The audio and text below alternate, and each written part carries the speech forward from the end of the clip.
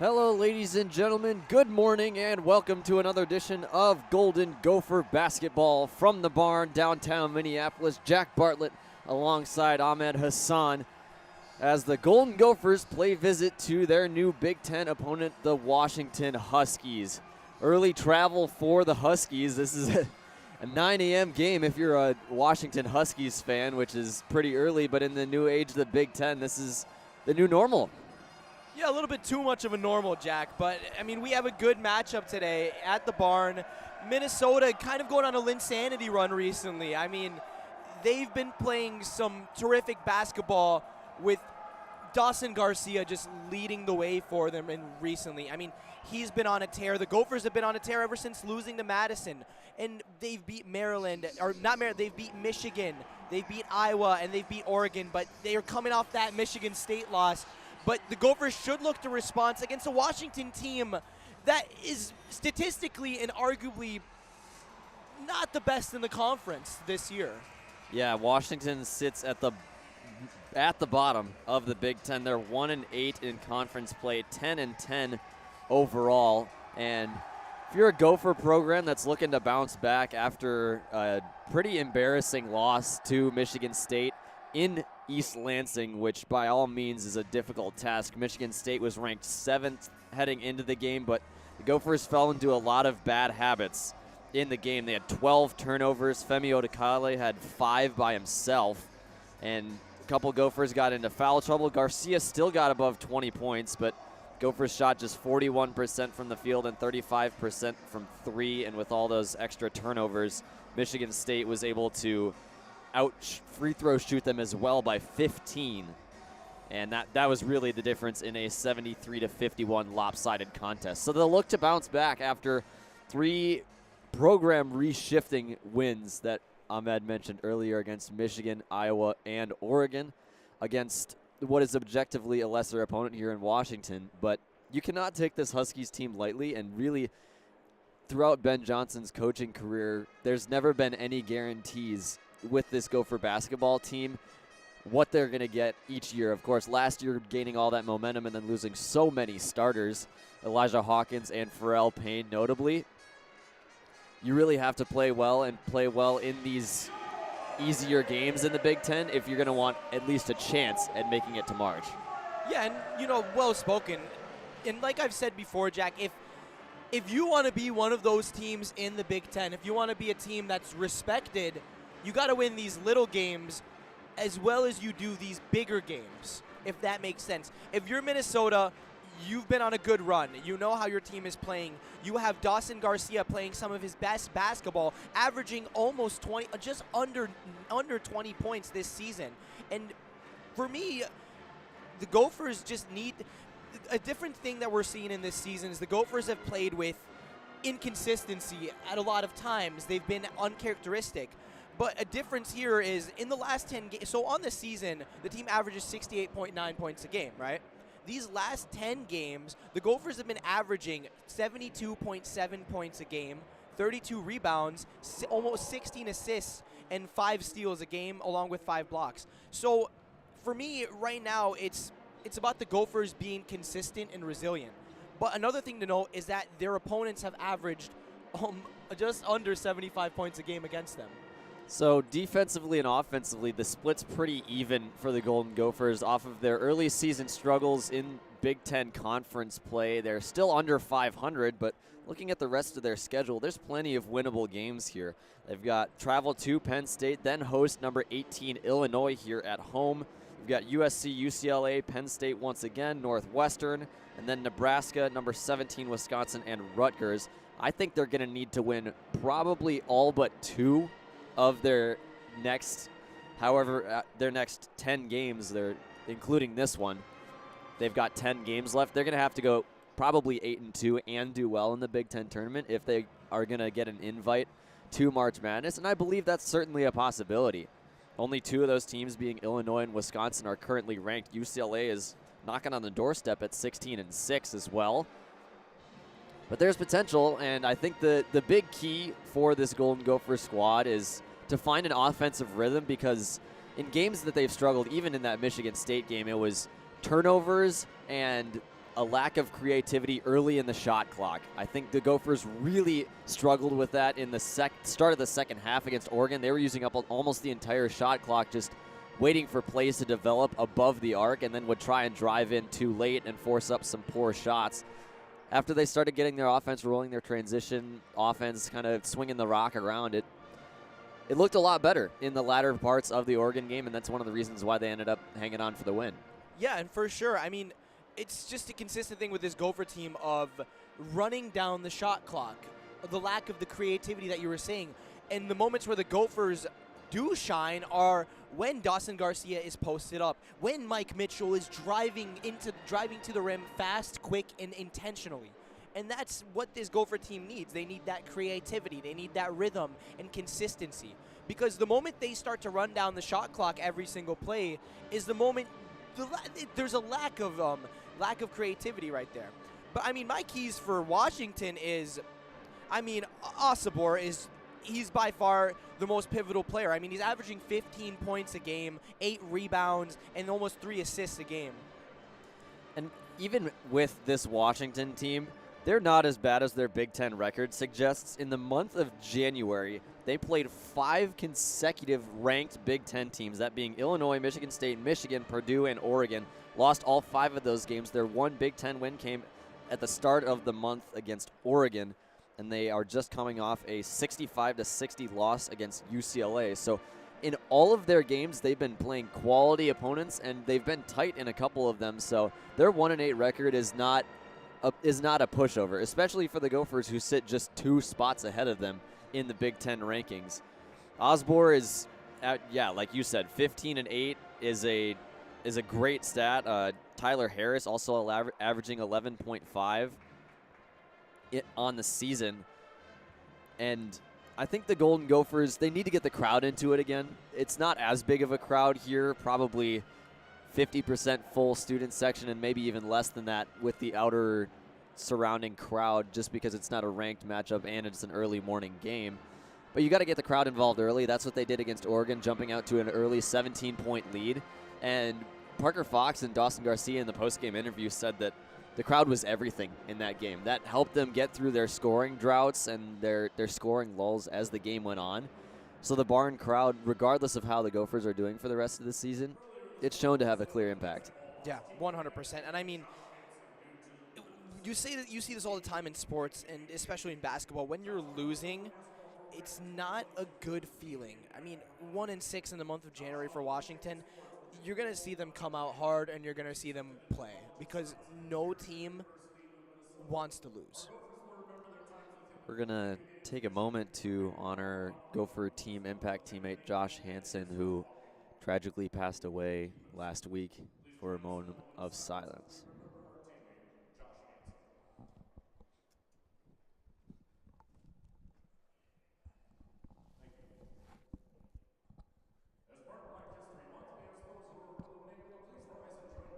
So Josh Hansen, he was mentioned during the post-game press conference. Dawson Garcia, actually the first thing that he said coming into the post-game press conference was about Hansen, about how great of a teammate he was, and really just honoring his life, and proceeded all of the things that were positive about the game with that. So real character act there from Mr. Garcia, and great to learn the impact that Hansen had on Garcia and Fox's life as well. Yeah, it's just tragic when you go through that as a team, when you lose somebody that instrumental and pivotal to your lives. It can really have an effect, and it makes you take a lot of things for granted. So we're counting down about 5 minutes before game time here. It's already calendar's turned over to February, which Ahmed and I can't believe. But this Golden Gopher team has a huge opportunity in February to prove a lot of the predictions wrong, led by Dawson Garcia. They're going to need to get some production from up and down the lineup. Actually, last game against Oregon, I predicted that somebody was going to have to step up and get in double figures if they wanted to upset the Oregon Ducks. Sure enough, Parker Fox had his first career double-double. I actually was able to tell him that after the interview that him and Garcia conducted, and he's like, "Oh, that's super cool." So Parker Fox having 12 and 10 in that game. I think Mike Mitchell really has to find his shooting stroke throughout the game because he started hot in the last couple games and then really tailed off. He made his first 2 3-pointers against Oregon and then was almost scoreless from the floor until 2 clutch late free throws. He's averaging 11.2 on the season, but his 3-point shooting, especially down the stretch in the game as he gets more confidence, just hasn't really been there. As we'll take a break for the national anthem.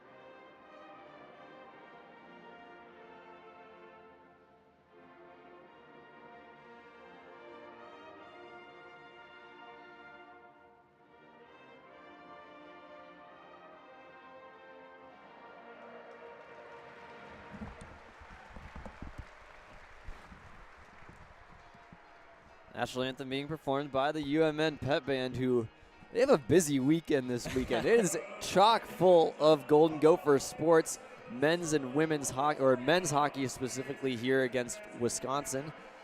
Basketball here, women's basketball also played last night. It's busy here around Gopher Town, and there's plenty for students to go for. It's a great time of the season for it. 100%, Jack. I mean, you know, you got to love the band. They're the spirit of everything that works well for the team, in my opinion. I mean, they provide the music, they provide the hype, and they get the crowd into the game. But, Jack, who is your player to watch for the game today? I think my player for the game, I think Isaac Asuma. We talked about it pregame. Asuma's been playing great basketball lately off the bench.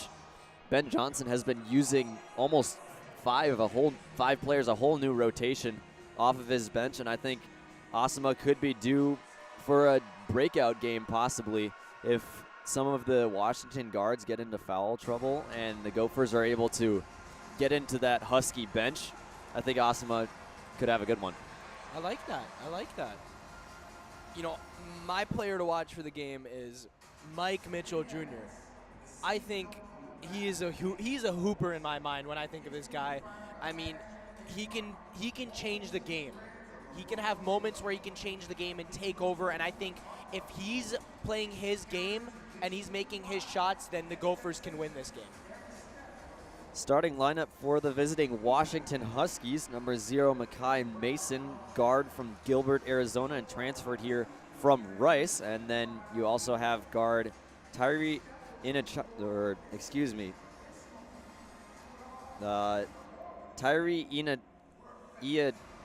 Iannacho. Wow, really struggled there. Iannacho. Tyler Iannacho from Prior Lake, Minnesota, transferred from James Madison and North Dakota. Then guard number 8, Tyler Harris, the Hayward, California sophomore.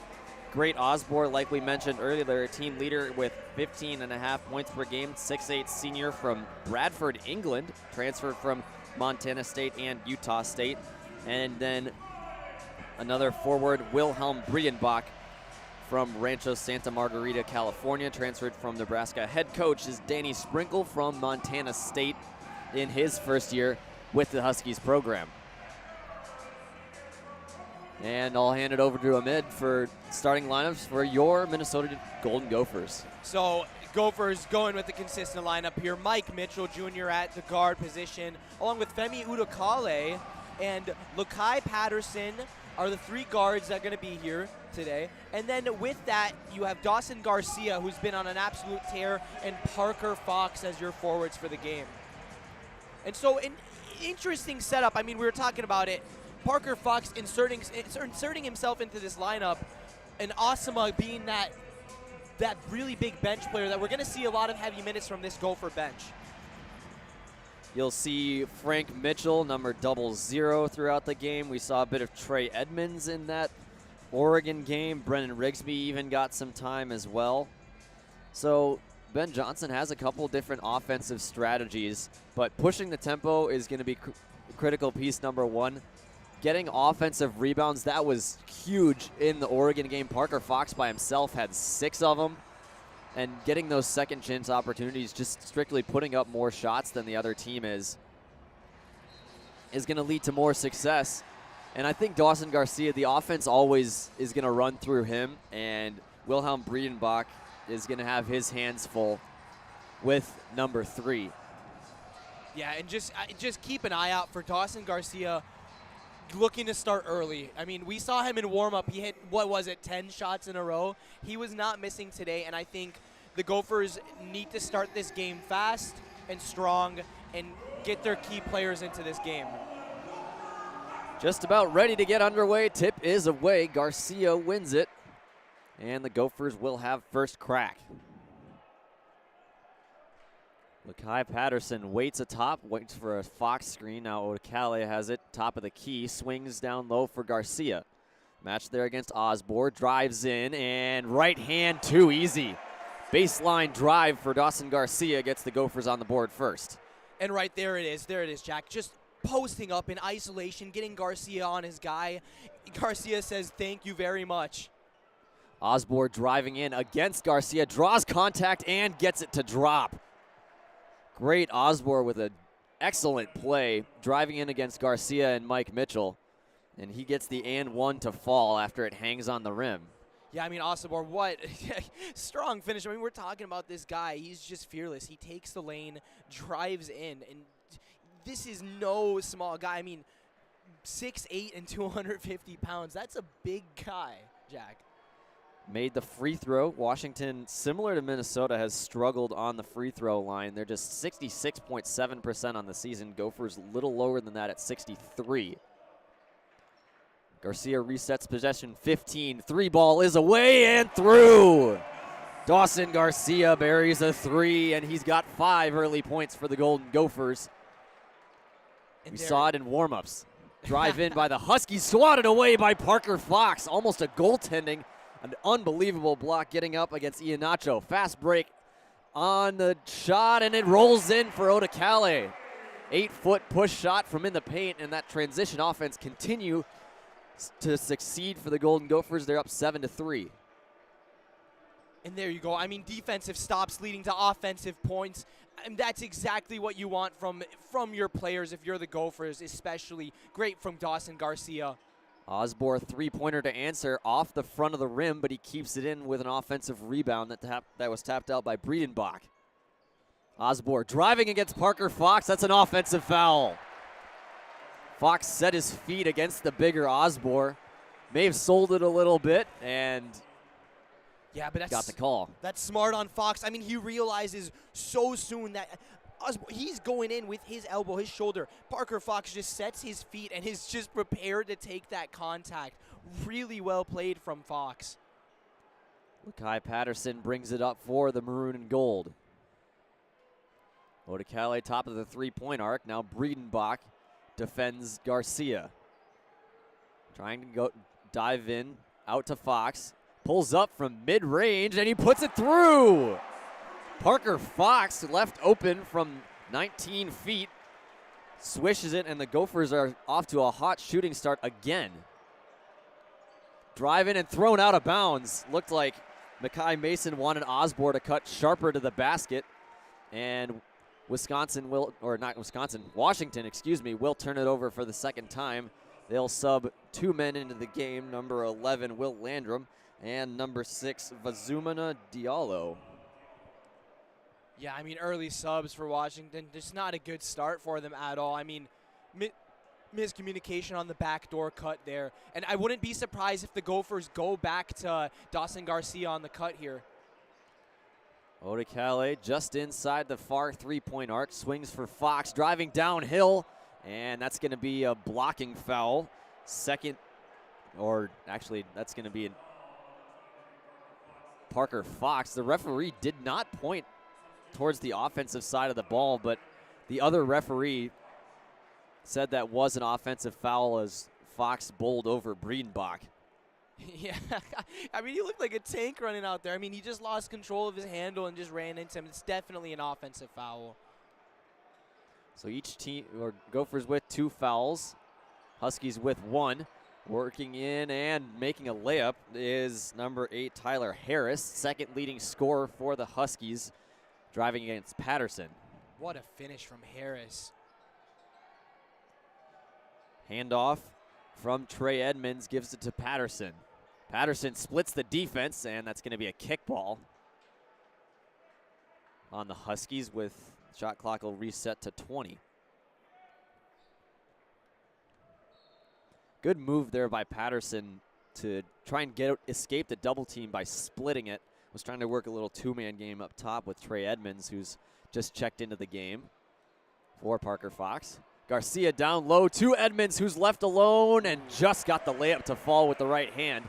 Almost missed it wide open, but great pass down low by Garcia, and he's, like we said, the offensive facilitator early on. Yeah, and I mean, just noticing that Garcia notices early that he's double teamed, and that leads to open space. I mean, these Huskies are worried about Garcia being alone. Landrum free throw jumper rattles out. Rebound out to Cali. Gophers look to push some tempo. Now Odekale slows it down. Edwards switches places with Patterson. Gophers still have not entered the paint, and Patterson now dribbling into the paint. His 8-foot jumper just off the left side and out. Rebound Landrum, or excuse me, that's Frank Kepnang. I was reading the wrong name. 3 ball away for Harris is good. Harris slowly getting into this game. I mean, 2 good buckets there just to cut the lead to 3. And Washington kind of itching away at this Gopher lead now a little bit. Harris transferred here from Portland as a sophomore. Odekale passed, and great hands by Makai Mason. Fast break for the Huskies. In he comes and slams it home. Tyler Harris once again. He's got 7 consecutive points for the Huskies. It's 10-11. And the Gophers now just need to play fast. They can't slow down the game. They got to keep taking it to them. Patterson up top. Odekale wide open 3 is good. Femi Odekale buries a 3-pointer, and the Golden Gophers start 2 for 2 for beyond the arc. Leads back up to 4. Mike Mitchell sizing up the Huskies, and now Tyler Harris working against Patterson. Dumps down low for Kepnang. Driving against Edwards, shoulders him aside, almost lost it. Patterson might have had a turnover if he turned around. 7 on the shot clock. Mason waits for a screen, now gives it back. Breedenbach tried a long shot. Shot clock expiring, he just has to push it at the rim, and that's going to be a shot clock violation. Excellent, excellent, excellent defense from this Gophers side just to lock down and swarm the Huskies. I mean, they have nowhere to go. Great defense by the Gophers there just to stop that. We'll head to a TV break. 14:35 remaining in half number 1. Gophers hanging on to a 14-10 lead here from downtown Minneapolis. You're listening to Radio K Sports.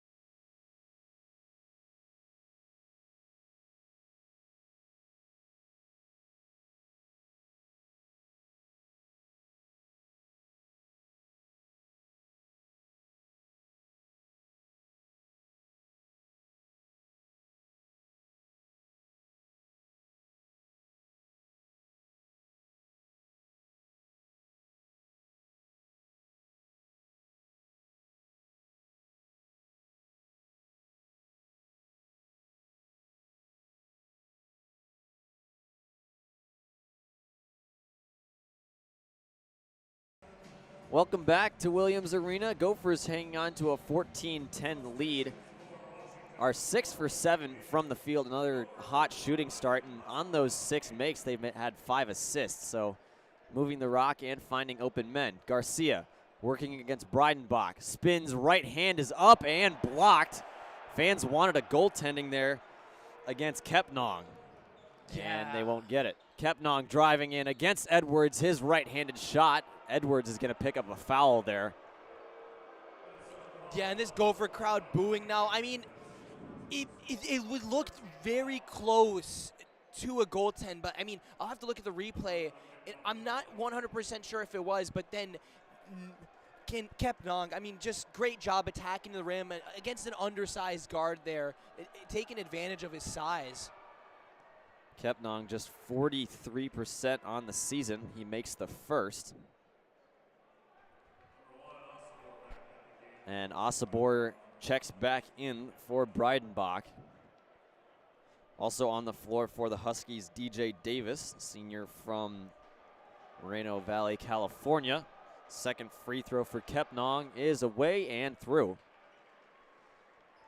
Huskies cut the lead back to 2, and they're staying with the Golden Gophers early on through the hot shooting start. Asama on the floor was my pregame candidate for breakout. We'll see how that works. Mitchell has to get rid of it. Garcia, 18-foot jumper off the back iron, rebounded by the Huskies. They push the pace. Diallo, and they swing it around the three-point arc. Crossover from Davis. And they'll reset the offense. Back to Davis, open look for 3 is in. The Huskies take their first lead of the morning, 15-14. And that's a great set by Washington. I mean, Lakai Patterson just loses him there on the back screen and the backdoor cut. The Huskies are double teaming a lot of the Gophers ball handlers to try and get them to slow down. Mitchell for 3, too strong, rebounded by the Huskies once more. Diallo pushing the pace, now posting up. Mitchell drives into the paint, right-hand push shot off the right side of the rim, gets his own rebound off the back of it, and muscled away by Edwards on the second chance opportunity. Yeah, Trey Edmonds, big guy. I mean, look at him.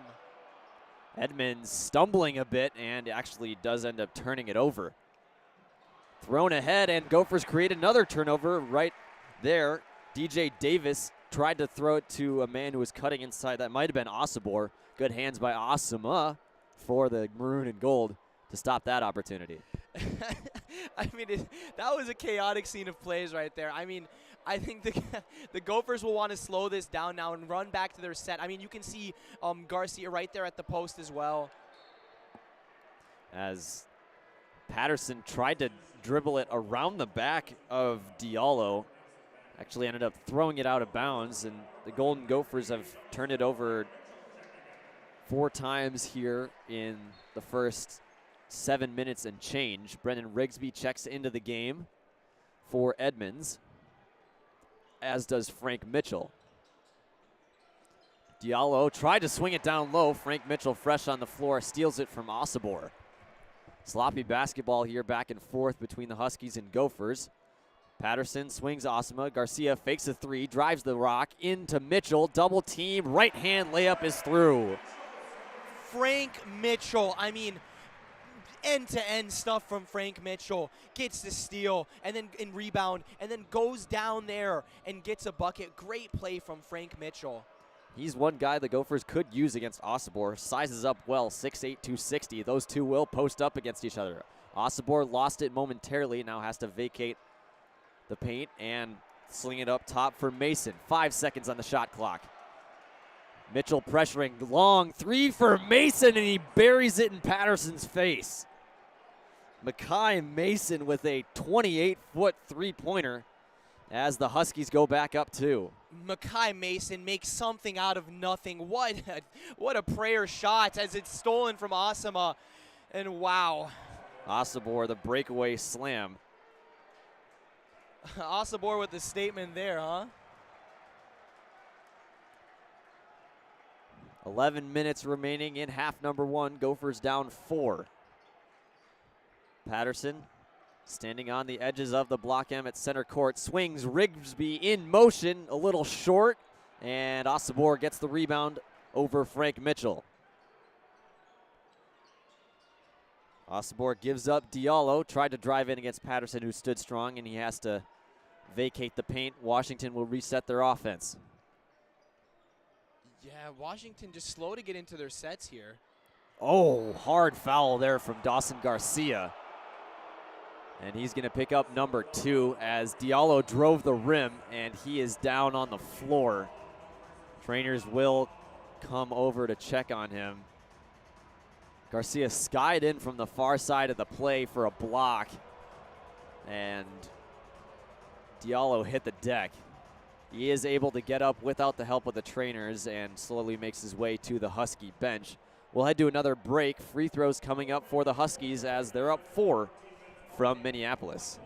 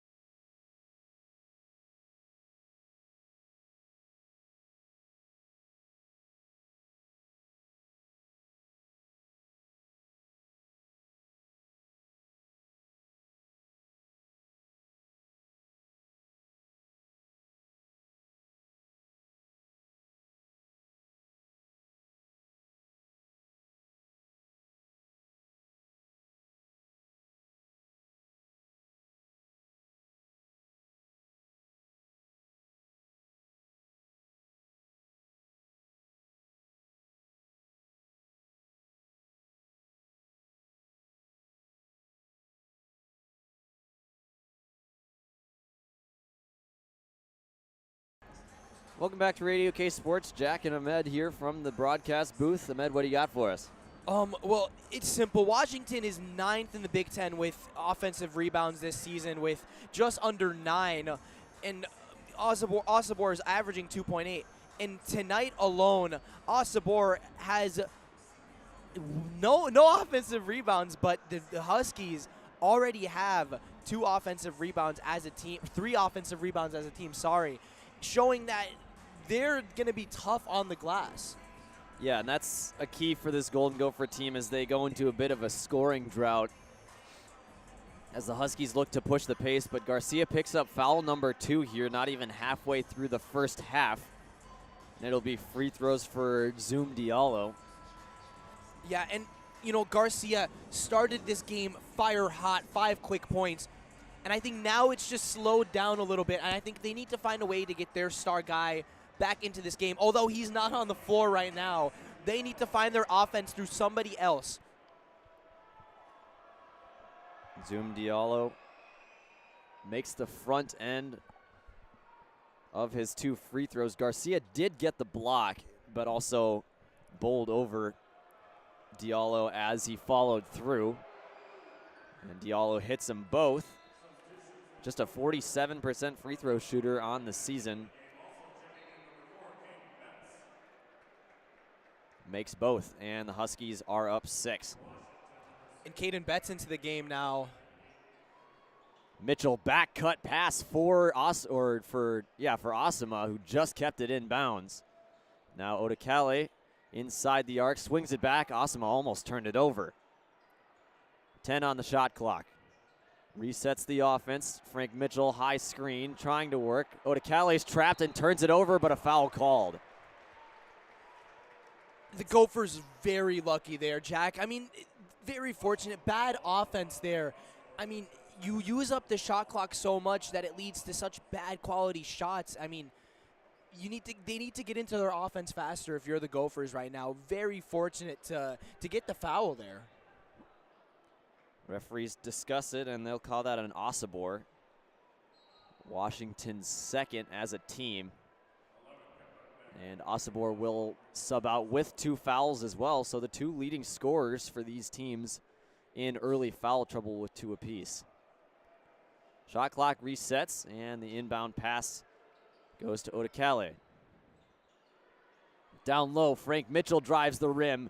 Off balance, and he gets it to go! Frank Mitchell with a tough bucket and 1. And he'll look to cut the lead to 3.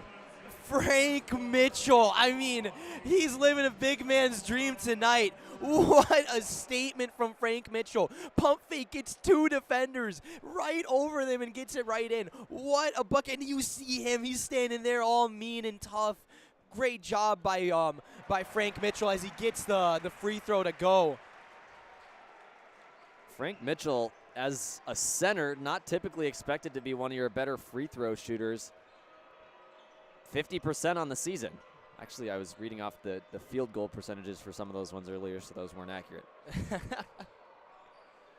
Huskies try and answer. Breidenbach driving against Rigsby in the paint, has to kick out. If I'm Breidenbach, I'm taking that against an undersized Rigsby. Ian Nacho, turnaround stuffed by Odekale. Again, shot clock expiring. Long 3, Mason off the rim this time. Couldn't get the circus shot to go. Golden Gophers take over once more. Rigsby driving in and gives back to Osama. Watched there by Makai Mason, who's played most of the game for the Huskies. Odekale at the block, has to swing out for Rigsby again. Mitchell tried a low pass for Rigsby. Ends up losing his dribble, driving past Osama, and he is fouled, but the free throw just rattles out. Number 1 will have 2 free throws coming up. The key for the game right now for the Gophers, who's changed this game for them, has been Frank Mitchell. Just staying in that paint, the way he moves, he's acting as a facilitator for the Gophers. Everything good that's happening with them is happening through Frank Mitchell, and it might not show up on the stat sheet completely, but tonight it is his contribution. 5 points already, 2 for 2 from the field. He is having a great game, and he's changing this setting for the Gophers right now. We're having an official review here. Not sure what it's for. I think it may be a goaltend, as Osama drove to the rim and put a layup. First foul for Mason, the Huskies' 4th. Yeah, that's tough to call. That's tough to call. I didn't see a goaltending or anything really reviewable on the play.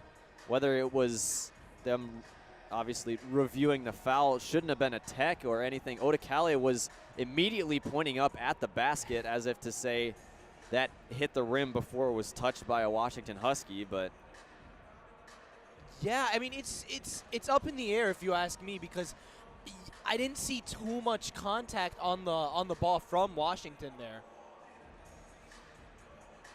Osama's 55% from the line this season, 11 for 20. Referees still reviewing the play with 8:57 to go in half number 1. They did put 2 points on the board, so it looks like they did call it as a goaltending on the floor. They're reviewing the call over at the scorer's table, and we'll have our announcement here in a short while. Yeah, just taking their time with the decision here.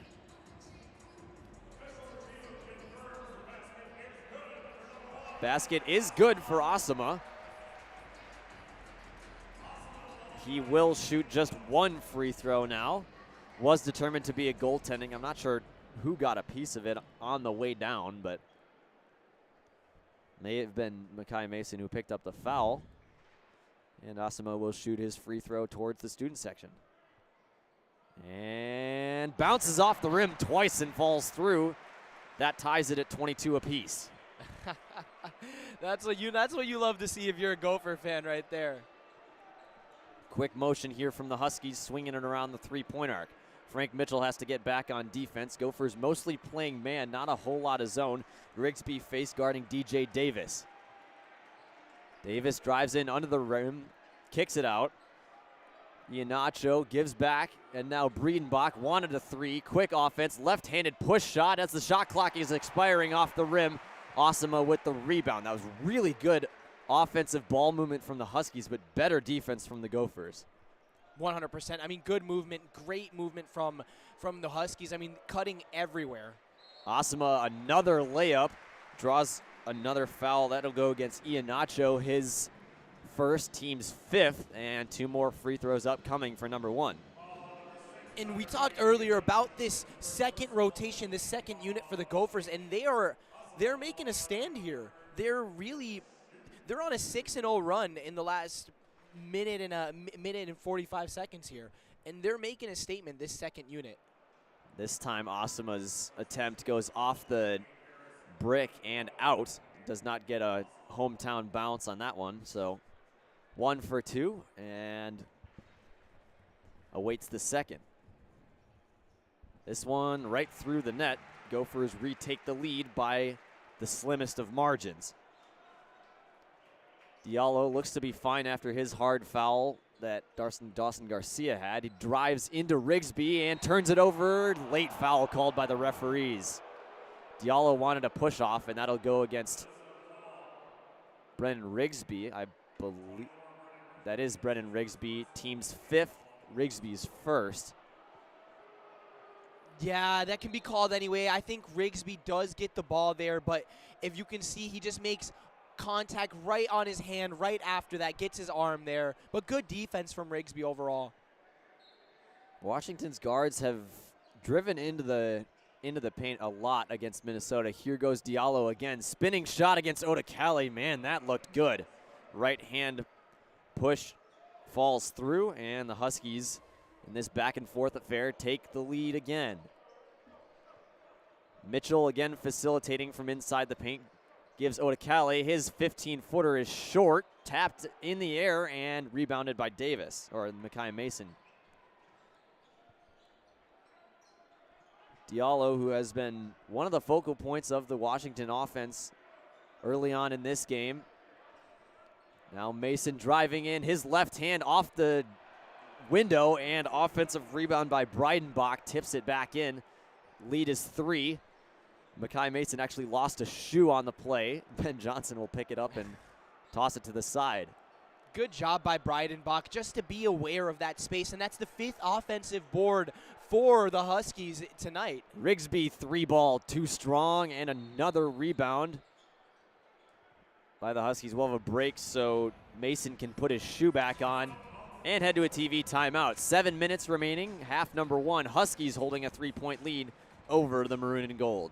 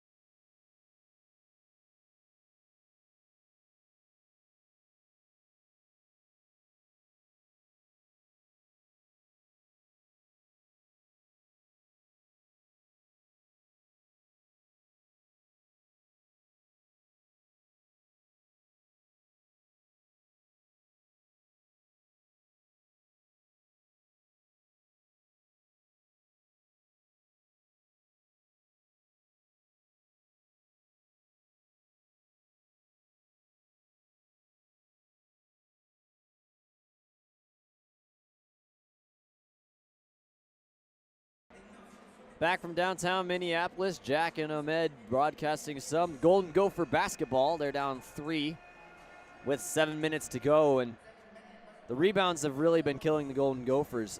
12 rebounds for the Huskies to just 5 early on, and 5 of those rebounds of the Huskies are offensive. Breedenbach with 3 on his own. And the offensive glass, the hustle stats are really pointing towards the Huskies. That's why they're ahead in this game as they start possession. Yeah, I mean, 12 rebounds for the Huskies compared to the Gophers' 5 rebounds is a very alarming stat if you are Ben Johnson. Right-handed shot from Harris goes through, and the Huskies extend the lead to 5. Garcia still is not checked in after picking up his second foul. Odicale, top of the three-point arc. Gives to Mike Mitchell, drives in and kicks out for Caden Betts. A lot of passing around the three-point arc with a smaller lineup in for the Golden Gophers. Mitchell really the only true forward. Odicale kick out. Betts for 3, well short. Rebounded by the Huskies. Great closeout by Breidenbach there just to close him out so fast. Three-pointer away for Harris, puts it through, and the Huskies have a scoring run going here.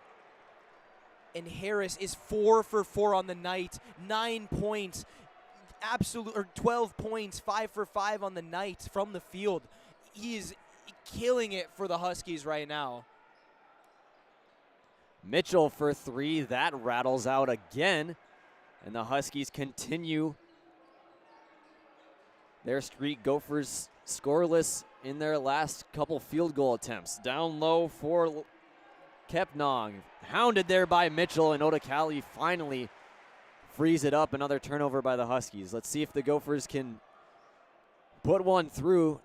They're in danger of going down double digits if they don't. Asima around a Mitchell screen, drives in his right-hand layup, and he's going to draw a foul. That'll go against Kepnong. His second, team 6th, so Gophers 1 away from the bonus, and Asima's shooting a lot of free throws here, his 4th and 5th already. Yeah, and I think one thing we're noticing with this Husky team is that their guards are sized. They're bigger than these Minnesota guards, and they're taking advantage of it. And so with that, you're going to see a lot of these Huskies drive at these Gopher guards. I mean, Mike Mitchell and Lakai Patterson, I mean, both are 6'2" guards compared to Tyler Harris, who's a 6'8" guard. You have Makai Mason, who's 6'5". I mean, they're undersized compared to these guys. Asima converts both free throws, so the Gophers finally get on the board, but they've had almost 4 minutes of game time without making a field goal. Tyler Harris gives to Diallo, driving the rim again, puts up a layup, and it's tipped in on the second chance by Asibor. Diallo has really impressed me tonight with his ability to drive the rim and find open men and just put shots up against the Golden Gopher guards. Parker Fox in the game for the Gophers is the biggest man on the floor. Odicale in the corner, drives, gives to Fox. His dunk attempt was stripped from him by Mason from behind. And the Gopher fans want a foul there. Asibor driving against Fox. Backs him down into the paint, spin move, catches Fox in the air and draws a foul. Yeah, and I mean, again, you're seeing it. It's that this Gopher team is small, and the Huskies said, okay, cool, we're going to attack you, and it's shown by 6 offensive rebounds for the Huskies, 16 rebounds for the Huskies, and they're shooting 52% from the field and 57% from the three-point line. Fox is second. Asibor misses the first free throw. He'll come out, and Trey Edmonds, the 6'10", 250-pound senior, will come in. I think that's the better strategy for Ben Johnson because Fox and Garcia are already in foul trouble, and Great Asibor is going to draw a lot of those if he's backing down your smaller guys. And Asibor checks out once more, so a countermeasure move done by Danny Sprinkle, and the Gophers are down 9. Yeah, Gophers just need to find a rhythm. They need to get into their offense quicker, whether that's playing through Mitchell and Lakai Patterson or even Osama. Mitchell has some open space. Odekale's wide open in the corner. Swings it for Osama to the right side. His short two-point shot goes through. That ends a 5-minute field goal drought. As, like I said pregame, Osama coming off the bench. He's got 8 points. Made both of his shots from the field and 4 for 5 from the free throw line. Mason gives to Diallo, working against Osama, backing him down into the paint, has to kick it out. Harris drives the rim, his right-handed shot off the rim, and he followed it up and missed it as well. Gophers very fortunate there that Harris did not finish that shot. Edwards feeds for Osama. Up top, Odekale. Mike Mitchell has been pretty quiet. No points on 0 for 2 shooting. He drives in and stuffed at the rim by Tyler Harris. An emphatic block for the Huskies. Mike Mitchell continues his struggle early on in this one. Yeah, Mike Mitchell, 3 trips, 3 shots, and zero points for him at the moment. Not having a good game. Diallo lost the handle after he shoved Mike Mitchell backwards into the paint. And again, the Gophers catch a break as Diallo mishandles it. Patterson, long 3. That's good. Lakai Patterson gets on the board with a 3-pointer, and the Gophers cut the lead to 4. Timeout, Washington.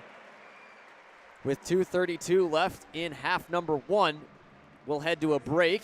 Gophers finally get on the board and start putting some baskets through as Patterson in rhythm hits a 3. You're listening to Radio K Sports.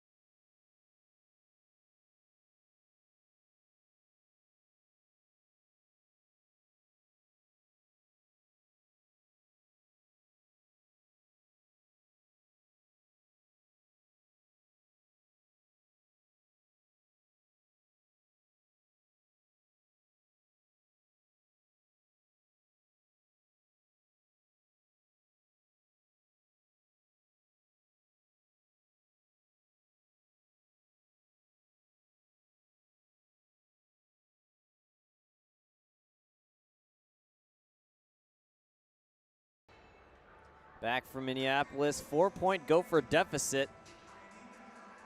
Just over 2.5 to go in half number 1.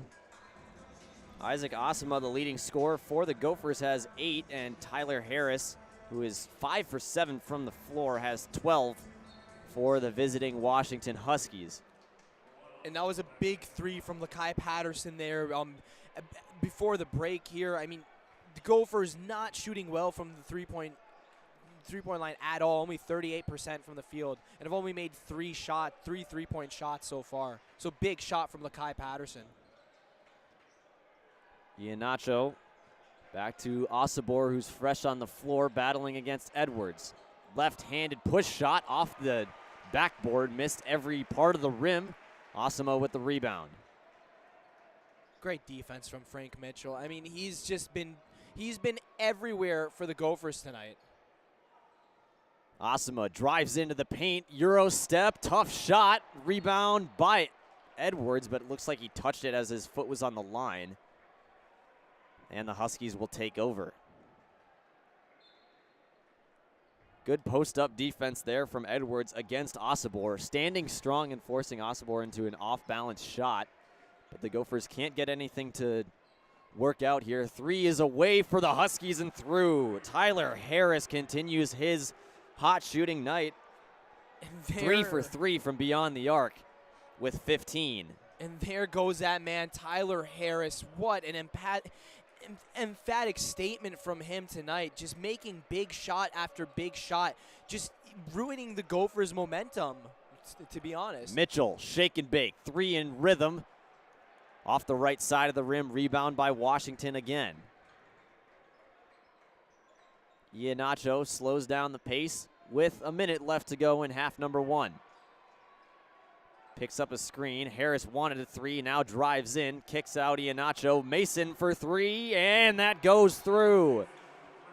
10-point lead, biggest of the morning for the Huskies, and Ben Johnson wants another timeout with 51.4 remaining in half number 1.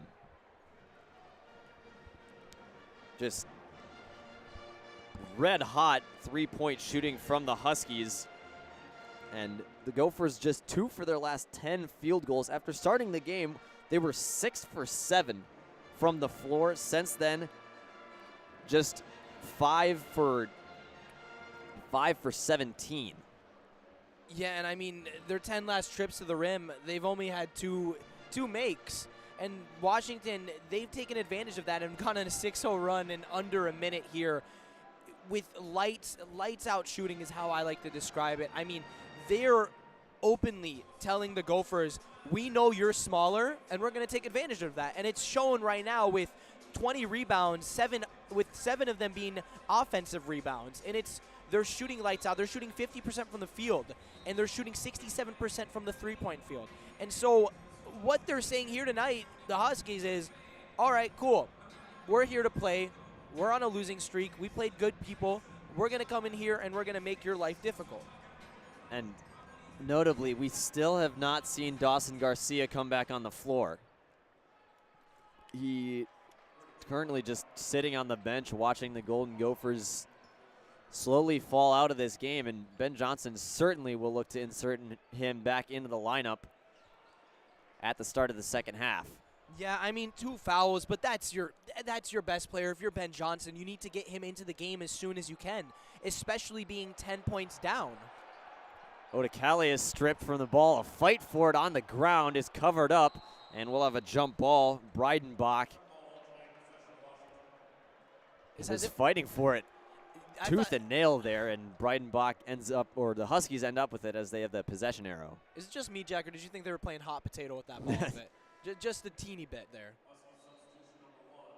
So with the shot clock turned off and 22.9 seconds remaining, a shockingly silent Gopher crowd watches the 1-8 Big Ten Washington Huskies up 10 with a chance to extend it before the half, and they'll get the first possession in the second. And I wouldn't be surprised if they go to Tyler Harris here. I mean, he has been on an absolute heater tonight. Mason dribbling out the shot clock with 10, starts to work the offense. Breidenbach Swings for DJ Davis, gets a handoff. Step back three, well short, and that'll expire the time on the first half. Frustrating first half for the Gophers as Parker Fox and Dawson Garcia pick up 2 quick fouls apiece and don't play much of the half afterwards, and the Gophers are down 10. I think this is a true test of how this Golden Gopher team has evolved throughout the season. You're down against what is an inferior opponent to the 3 opponents, really the 4 opponents you just played.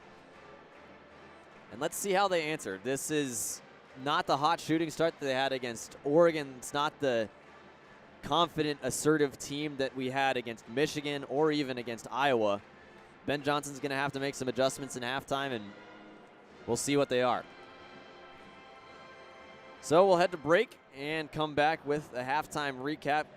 Get you started for what to be expected in the second half from Minneapolis. You're listening to Radio K Sports. Gophers down 10 at the break.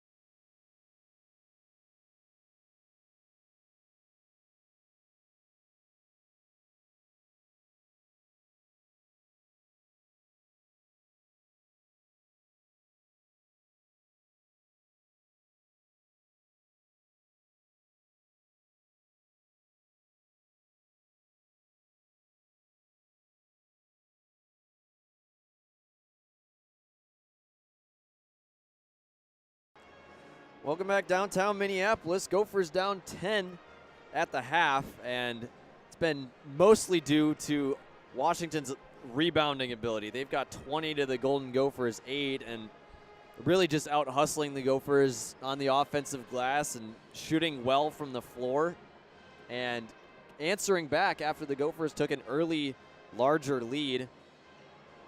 That was a 6-point 11-5 lead, but this one the largest lead of the game for either team. Yeah, and I mean, just to capitalize on what you're saying, it's the Gophers aren't shooting well either. And I think that's not necessarily uncharacteristic, but they're not getting to their offense quick enough. And we've seen this as a trend recently, and it also doesn't help that the Big Ten Player of the Week is on the bench for a majority of the first half. I mean, Dawson Garcia is that X factor for the Gophers. He's their man. He's the guy that they look to in the big moments. And in order for them to get back into this game, I think he does need to be playing heavy minutes in this game, because quick 5 points, and what did we see after that? Nothing. Yeah, and Mike Mitchell, we talked about him pregame and his struggles after starting hot. Pretty bad voice crack there. But he didn't start hot today and is 0 for 4 from the field, 0 for 3 from three-point range, has just an assist to his name in 14 minutes, and has really struggled generating offense. He's not the primary point guard for the offense. That's been mostly either Patterson or Odekale, but those guys only have combined for 8 between the two of them. No Gopher in double figures yet. Harris with 15 and Osibor with 8 for the Huskies are their leading scorers. But Ahmed, what do you want to see from the Golden Gopher offense specifically to get them back in this game and start the second half off right with something to bring into next game? I want to see them get into their offense quicker. I want to see them go to that low post with Dawson Garcia, and I want them to recognize that they're getting double teamed. Take advantage of that. There's space everywhere around the court, and also win the board. Be aggressive. I mean, the last time I saw aggressive was Frank Mitchell. He was the most aggressive player on the floor for the Gophers, in my opinion, and Osama. Play through these guys, hit your shots, and get into your offense fast. And I think if they do those things, and Garcia as well, that's the biggest keys. If they do those things, then yes, there's a chance to win this game.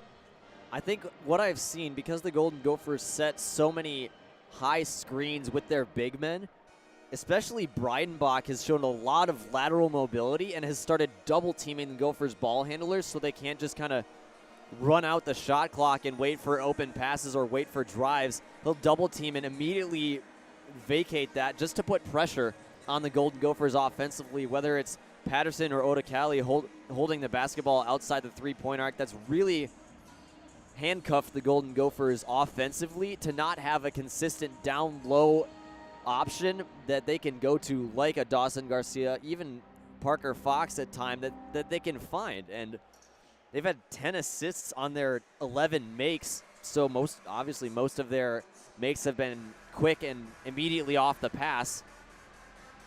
But we'll see what the second half holds. I'll hand it to Ahmed for a bit of play-by-play calling here. Garcia and Fox will check in the game. Gophers go right back to their starting lineup for the game, as do the Huskies.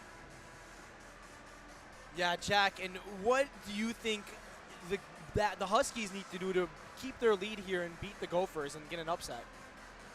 They got to keep finding Harris and get Osibor going a little more. I mean, Osibor has 8, his season average is 15, but if the Gophers are going to play the smaller and not as heavy Garcia and Fox on Osibor, he's going to get plenty of opportunities, but I think Garcia is going to draw the matchup defensively against Harris. Garcia, we know, is such a versatile defender that he can switch on almost anything, and Fox as well can play a gamut of defensive positions. But with Breidenbach and Osibor on the floor to start, it's going to be important to cover number 1 for the Huskies. And the Gophers, I mean, undersized compared to the Huskies. Do you think that's going to be an issue in the second half again, or no? I think it might. Osibor's missed a couple inside looks, and if Garcia's matched up against him offensively, I think he clearly has a speed advantage. But Breidenbach has done well defensively, especially. He has 3 offensive rebounds, has done his job. Just 2 points, but those offensive rebounds so critical for the 6'10 senior transferred from Nebraska. Golden Gophers actually will start with possession because they had the possession arrow after the jump ball. Odakale get it started. And Odakale getting it started here, dribbling out, defended by Tyler Harris. And there it is, back to the post. Dawson Garcia against Breidenbach, double teamed and kicks it out as the Gophers are moving the ball around now. Finds Mitchell. Mitchell toying with it. Right pass from Fox. Shot clock winding down to 9, and Dawson Garcia swings it to Fox. Stolen by Harris. Harris driving down the court and slows down the play. Another sloppy offensive possession there. They didn't even make their way inside the three-point arc cleanly and immediately lost it. Stolen by Odakale. Odakale stops, lays it in. Quick bucket for Femi Odakale. And then 8th turnover for the Huskies. They're averaging just over 11 on the season. And Makai Mason now gets it into Alcibor, and he is fouled by Mike Mitchell. Yeah, and just taking advantage right there of just the mismatch.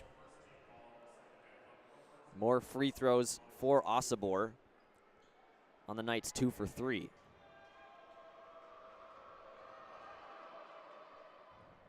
And Alcibor makes the first one.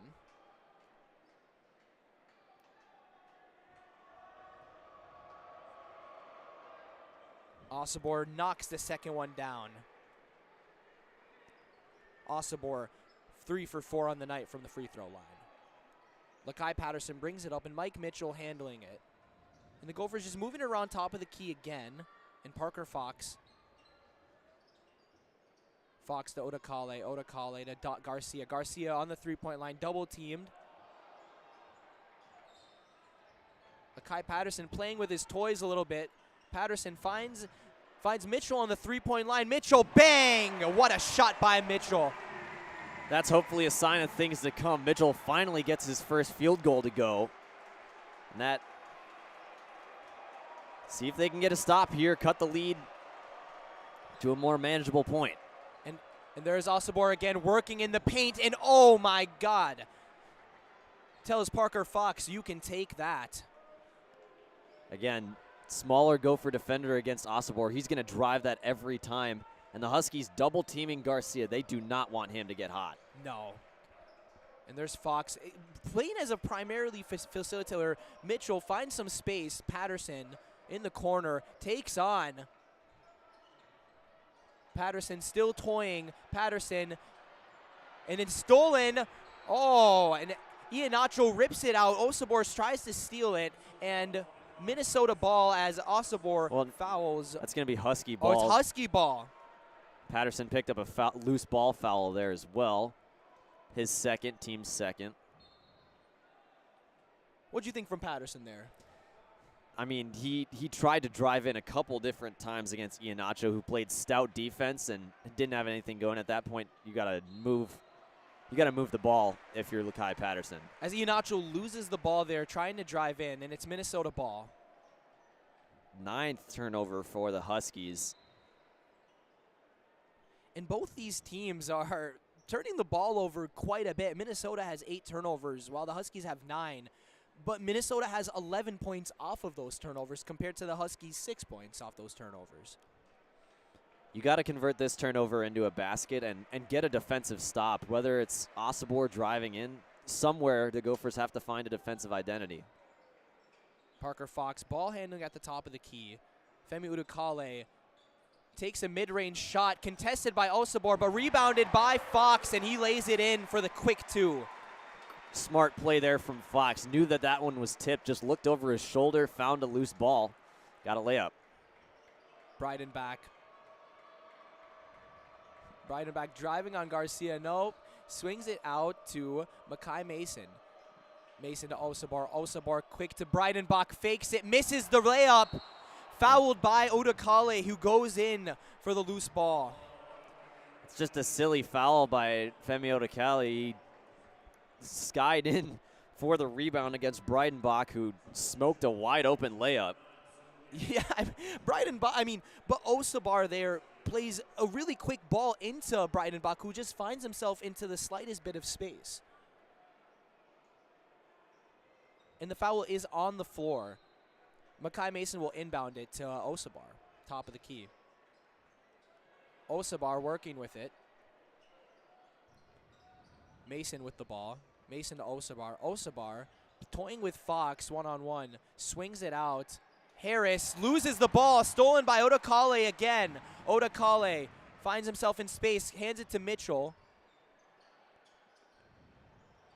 Odakale just driving in. Fouled by Breidenbach while trying to drive in. And that's Breidenbach's first foul of the game. Frank Mitchell checks in for the Gophers. Good drive there by Patterson, trying to get some space. Doesn't pick up the foul on the shot, so Gophers will have possession from underneath the rim. And Odakale now inbounding the ball. A lot of cutters here. Cuts it into Lakai Patterson, working in the paint on Harris. Lakai Patterson fouled by Diallo while trying to take the shot. And that's good work by Lakai Patterson, just finding himself into the space there. And Patterson's an undersized guy, but he has a lot of size. He's 6'2", 202. Transferred from Charlotte this season. And very quick with his feet, should I say, as he misses the first free throw. And Lakai Patterson, very quick with his feet. And he's done a lot of work from inside the paint. He did have that three-pointer to cut the lead to 4 as he makes the second.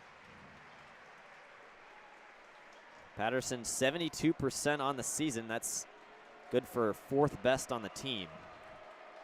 And Diallo now handling the ball, defended by Odakale. Osabar to Harris. Harris on Lakai Patterson, and that's a quick 2 from Harris. Harris does a little shimmy while he does that. Odakale driving up with the ball. Lakai Patterson, top of the key, defended by Diallo. And Femi Odakale has a lane, drives in, fakes.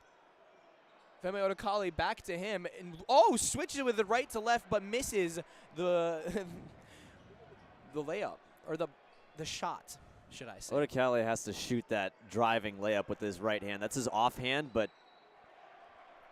And Frank Mitchell fouls Osabar while he tries to shoot. And it's a timeout on the floor. Washington leads 46-38 with under 16 minutes to go in the half. And we'll be back after the break.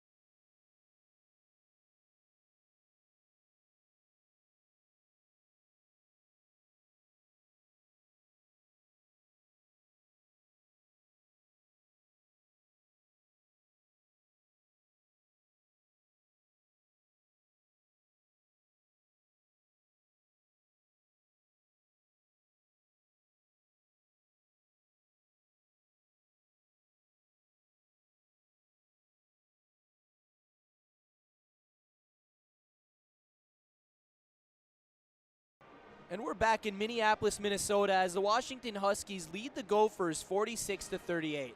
And Jack, we've seen the Gophers kind of on a Linsanity run recently, winning 3 huge games. What do you think they've done in those games that they haven't done tonight? Or made a good point during our conversation during the break. Garcia and Osama on the floor together worked really well against Michigan as Osabor puts the first free throw through. But those two on the floor together, they are the 2 leading scorers today. Actually, they're not with Odekale's 7 as he misses the second. But putting those 2 on the floor together, I think would really help free up Garcia, or just getting another option so the Huskies can't double team number 3. And Lakai Patterson working up front. Garcia working right there. Drive. Oh, quick, smooth pass to Mitchell. Mitchell fighting for the ball. Foul. Oh, and he travels. And that's going to be a Husky ball. And you see Kep Nong and Osabor just celebrating there for their tough defense. Garcia's got to, at some point, start being a little selfish with the basketball, because him only having 4 shots in 14 minutes of game, about 25 minutes of game time into this one, is not a recipe for the Golden Gophers to win. No, especially for your best player, that being. Now Osabor, top of the key, working on it. And Makai Mason trying to find a lane, finds a quick mid-range, in and out. Rebounded by Mitchell. And Gophers moving up with the ball through Femi Odekale. Odekale just taking his time here. And Garcia with the ball, working on Osabar. Osabar steals the ball, and it's a Gopher ball. And again, we're seeing this aggressiveness from the Huskies. Osabor with, very aggressive defense on Garcia. If Garcia is able to keep the handle on that, he has a free route to the rim. Osabor touched the ball as he was laying across the out-of-bounds stripe, and the Golden Gophers will retain possession. Quite literally dived for that ball. Mike Mitchell working on it up front. Femi Odekale. Odekale working on Harris here. Gives it to Mitchell. Mitchell hands it back off to Odekale. Odekale hesitant to shoot. Garcia pump fakes. Garcia drives and is too late as the shot clock expires, and the Gophers yet again working it up until the last minute.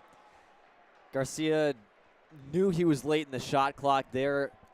Had a big fake on Osabor, who gambled with the shot clock running down, and Garcia just couldn't get it away. And the Huskies retain their 9-point lead. In the corner, misses. Osabor, that's the first 3 we've seen him take tonight. Mitchell drives. Mitchell stolen by Osabar. He's doing it all on the floor tonight. Diallo handling the ball now. Back-to-back turnovers from the Gophers. You just can't have that late in these games. Osabar hands it off to Harris. Harris defended by Odekale. Harris. Oh, and Lakai Patterson knocks it up a little bit, but it's retained by DJ Davis. DJ Davis working on Patterson. Takes a tough 3, air ball. I think Patterson got a piece of that. And this Gopher crowd getting loud now. Mike Mitchell, top of the key. And Lakai Patterson fouled by DJ Davis as he's dribbling there. Reach in on Davis, team's 3rd first personal. Osabor will check out, and if you're the Gophers, that's a lot of size underneath the rim for Frank Mitchell and Dawson Garcia to attack. And that's the Gophers' 3rd turnover in the last 3 minutes, and they've in a scoring drought, haven't scored in the past 3 minutes and counting. And Washington hasn't scored in about 2 minutes and a half. Odekale, quick 3, bang! Femi Odekale did not have great games against Oregon and Iowa, but starting to show up and is in double figures, the first Golden Gopher with 10.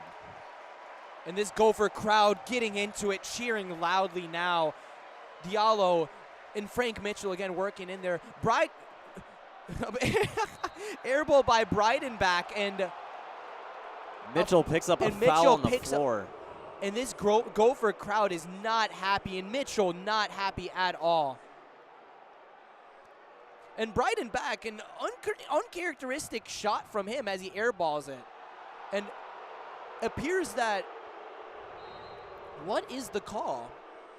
I don't know. DJ Davis, quick three. Misses, rebounded by Patterson. Patterson swings it to Garcia. Garcia, tough lay and one! And Garcia emphatically celebrates. That's the transition offense you need. Get the ball to Garcia with speed. A frustrating foul call there on Frank Mitchell, who picked up his second, but Garcia drives the rim, puts it up strong, and celebrates with the crowd and looks to cut the lead to 3. On the miss there, Kepnong went up for the rebound off the air ball, and it looked like Frank Mitchell barely even hit Kepnong as he went up. Ball went out of bounds. And it's going to be a technical foul on the play? I don't know what they're calling it on. Are they calling it on the celebrations or oh, it looks like down in Unsure. DJ Davis will take the free throws though, but this Gopher crowd was not happy about that call, as he'll take the technical shot. And Davis, nothing but net. Yeah, that was on Frank Mitchell, picked up the tech. I think there were words said on the bottom there after that and one by Frank Mitchell, as you saw them gathering in the paint area. May have said something he shouldn't have to the referees, and they assessed him a tech, and DJ Davis knocks down both free throws. Lead is back to 6, and now Dawson Garcia on the other end. And Dawson Garcia's first free throw of the night, shooting 76% from the free throw line this season as he knocks it down to cut the lead now to 5, the deficit. And this crowd is getting into it. Diallo has the ball. Diallo to Osabar. Osabar drives in, blocked by Garcia, but rebounded by Mason. And Huskies reset at the top of the key. Diallo has an open lane. Diallo lays it in. Tough bucket against Femi Odakale. Before that, that was excellent defense by Mitchell and Garcia. Combo defense against Osabor. And Garcia working on Breidenbach, but retreats. And back to Garcia. Garcia top of the key. Garcia out to Odakale. And Odakale now just working on Mason. Odakale working in the paint. Odakale, quick shot, rebounded by Osabar. I like the shot from Odakale, but you got to get that to drop. You had inside positioning and got to the right hand. DJ Davis working on it. Osabar now. Osabar stolen by Patterson. Patterson drives coast to coast. Patterson fouled by DJ Davis. That's an offensive foul. And it's an offensive foul. DJ Davis sets his feet in time and gets the offensive foul. As a timeout is called on the floor, Washington Huskies lead the Gophers 51-44 with under 12 minutes to go. We'll be back after the break.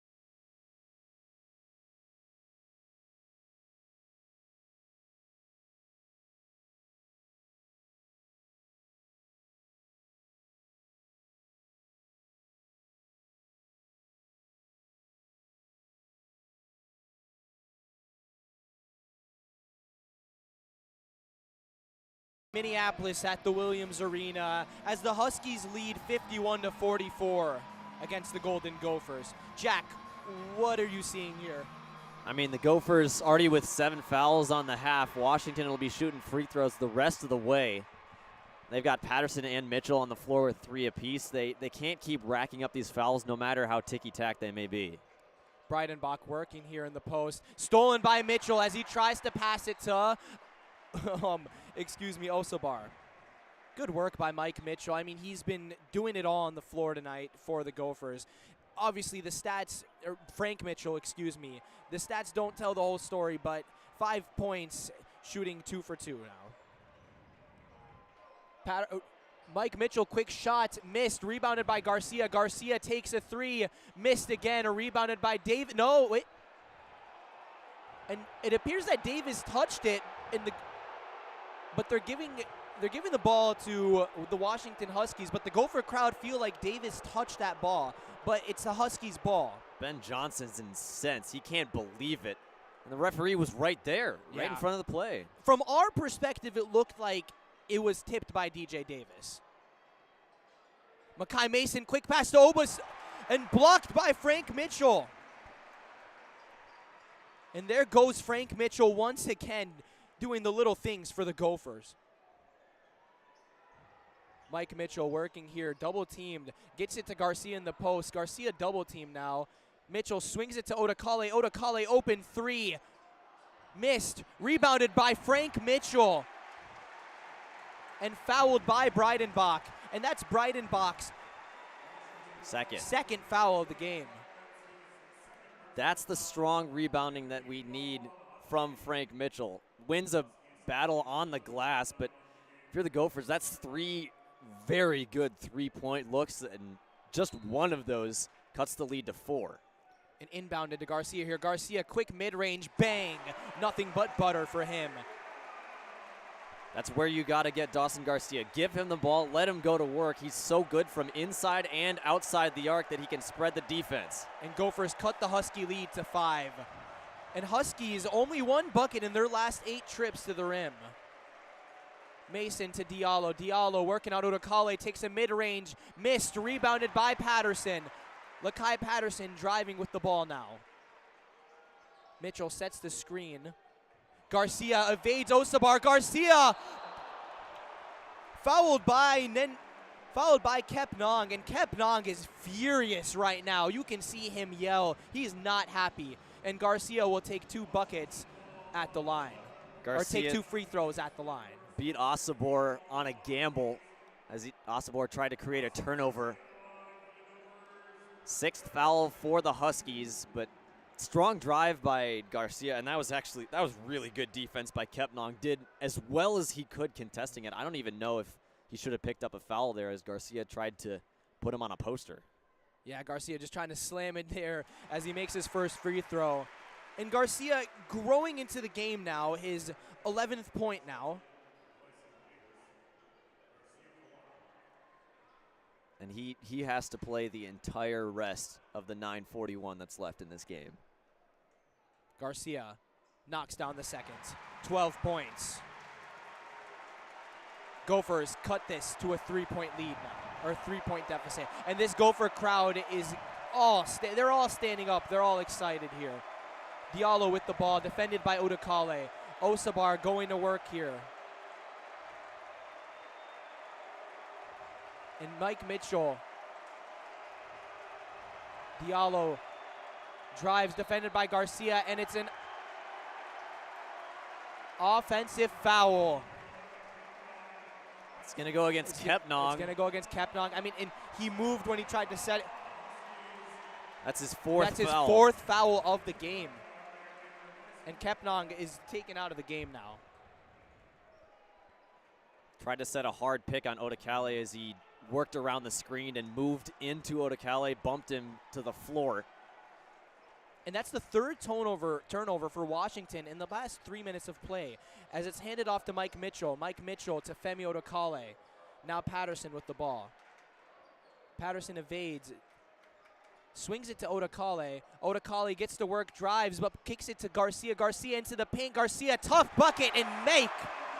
for the quick 2. We said during halftime, Garcia's going to have to come up huge if the Golden Gophers want to cut the lead. And Washington calls a timeout. Huskies lead 51-50 with under 9 minutes to go in the second half. We'll be back after the break.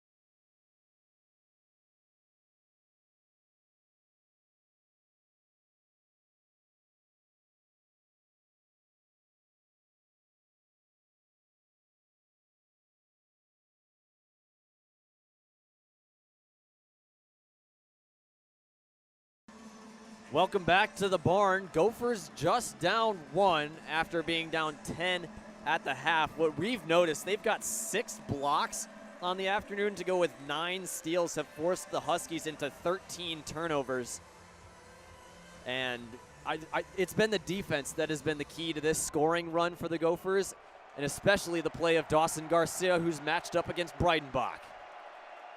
Breidenbach hands to Diallo. Osobor drives in, loses the handle. Fighting with Mitchell, right hand, push shot, no good. Rebound, Frank Mitchell. Frank Mitchell, and he is the absolute X factor for the Gophers today. He is doing everything for them, from facilitating, working in on the glass, doing the little things for the Gophers, in locking down Osobor. And that's going to be a foul against Breidenbach, who got caught up high by Garcia and also tripped him up on the play. A little slow to get up is Breidenbach. That's his 3rd, team's 8th. So Garcia will shoot a 1-and-1 from the line. Into the game for the Huskies is Iheanacho. Saw more action, but also Ahmed noticed during the break that Tyler Harris only has 2 points during the second half, had 15 in the first half, and now sits at 17. Only other man in double figures for the Huskies is Osobor. Garcia's first free throw is good, and he ties it. Yeah, and it's simple intensity from the Gophers this half. They've done it all defensively. They've locked down Harris, they've slowed down Osobor, and they're playing with this chip on their shoulders now. Garcia gets the bucket to drop, and that's the first lead since it was 22-21 back in the first half. 8:07 and counting to go. Diallo brings it up. Going towards the student section. Winds his way around the three-point arc for Harris. Back to Diallo. Top of the arc, 10 on the shot clock. Working against Odekale. Spins, left hand up and through and one. Tough bucket from Zoom Diallo. And he'll shoot a free throw. That's Odekale's second, I believe, the 8th on the Gophers. That's a great solo effort by Zoom Diallo. Actually, that's 8 points on the afternoon for him. We'll have another break, 7:48 to go in half number 2. You're listening to Radio K Sports. Gophers down 1.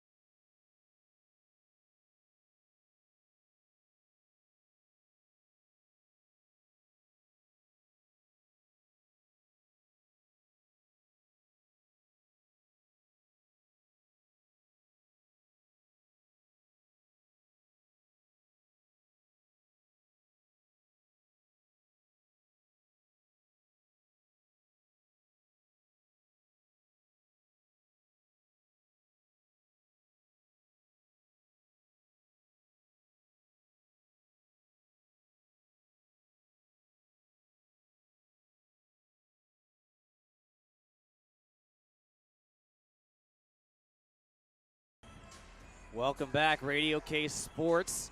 Zoom Diallo shooting an and one free throw here to give Washington a 2-point lead. Both teams have shot excellent compared to their season averages. 85%, 11 for 14 for both squads. Diallo's free throw goes through. Washington's leads back up to 2 in this back and forth contest. In Washington, only 2 field goals in their last 11 trips to the rim, and they've gone very cold this half due to Minnesota's defense. But Minnesota now need to find some more offense through what they've been doing already. Patterson outside the arc, waits for a Frank Mitchell screen, gives it to Garcia. Drives the rim with the left hand and picks up a foul that's on the floor. Fouls on Harris. That's his second, team's 9th. Unlucky from Dawson Garcia, but great job just attacking the space, being aggressive, getting to your spot. I mean, he's done that all night, and it's paying off. And he's had, this is his, 5th trip to the field, the 6th trip to the free throw line now Front end missed it off the front. Garcia hadn't missed a free throw to that point and is the highest free throw shooter on the Gophers, also has the best percentage at 76. Diallo, wide open look, and that's through. Tyler Harris buries a wide open three, and that's just a defensive mishap, and Harris 4 for 4 from beyond the arc. Garcia, answer, right back. Right in Osabor's face. Garcia's up to 19. And Garcia says, I can do it right back. He made a statement. You're good, I'll do it right back to you. Great shot by Garcia. 14 and a half for number 3. Kick out for Diallo. Resets the offense. Working against Odekale. Crosses into the paint. Kicks out again. Harris inside. Tried to draw a foul against Odekale, and he makes the circus shot and one late in the shot clock. Man, Tyler Harris has been a killer for the Huskies. Odekale's third. Tyler Harris, I mean, his 22 points on the night, a complete circus shot, but big, like I said, great defense, but better offense. What a lucky shot there. He leaned into Odekale, certainly caught him in the air and gets the and one, leads back up to 5, 6:20 and counting. Odekale, unfortunate there too. I mean, was everywhere on that play defensively. He's been putting in a defensive show tonight. Stolen from Garcia, but Osabor touched it as his foot was on the line as he tried to bat it off Garcia to give the Huskies the ball back. Gophers will retain possession. Mike Mitchell, the inbound to Frank Mitchell. Gives it right back. Mitchell inside the paint, kicks out for Patterson. 10 on the shot clock. Working on Iheanacho, driving in. Spins, left hand is up and missed everything. Rebounded Frank Mitchell. Into Patterson, blocked on the play, and that's a foul. Against Makai Mason, his second, team's 10th, so the Golden Gophers will be shooting 2 the rest of the way. Frank Mitchell's 4th rebound of the night. I mean, if you're the Gophers, you can't take him out of the game. Great offensive board, great job working on the glass there. Patterson 73% on the season from the line. Referees want a review on the play. Are they reviewing the foul? They may be. Unsure if it was a technical foul or just reviewing the foul because I'm not sure what the review is for, to be honest. Me neither, to be honest with you.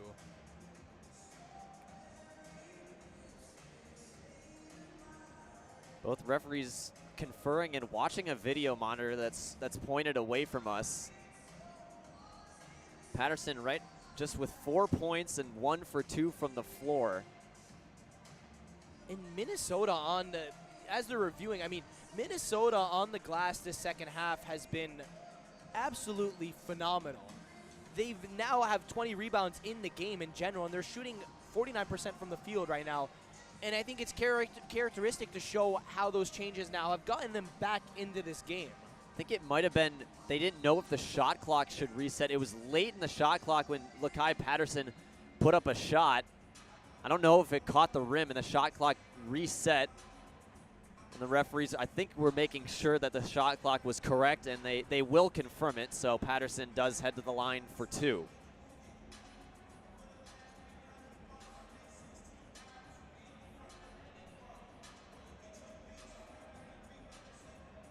Parker Fox hasn't found himself in the game in a while. He's wearing a waistband, may have caught an injury early in the game, and Patterson way too far on the first free throw. Misses it badly. This late in the game, if you're Lakai Patterson, you have to make those shots. Second free throw does adjust and makes that one. 4-point Husky lead with 5:50.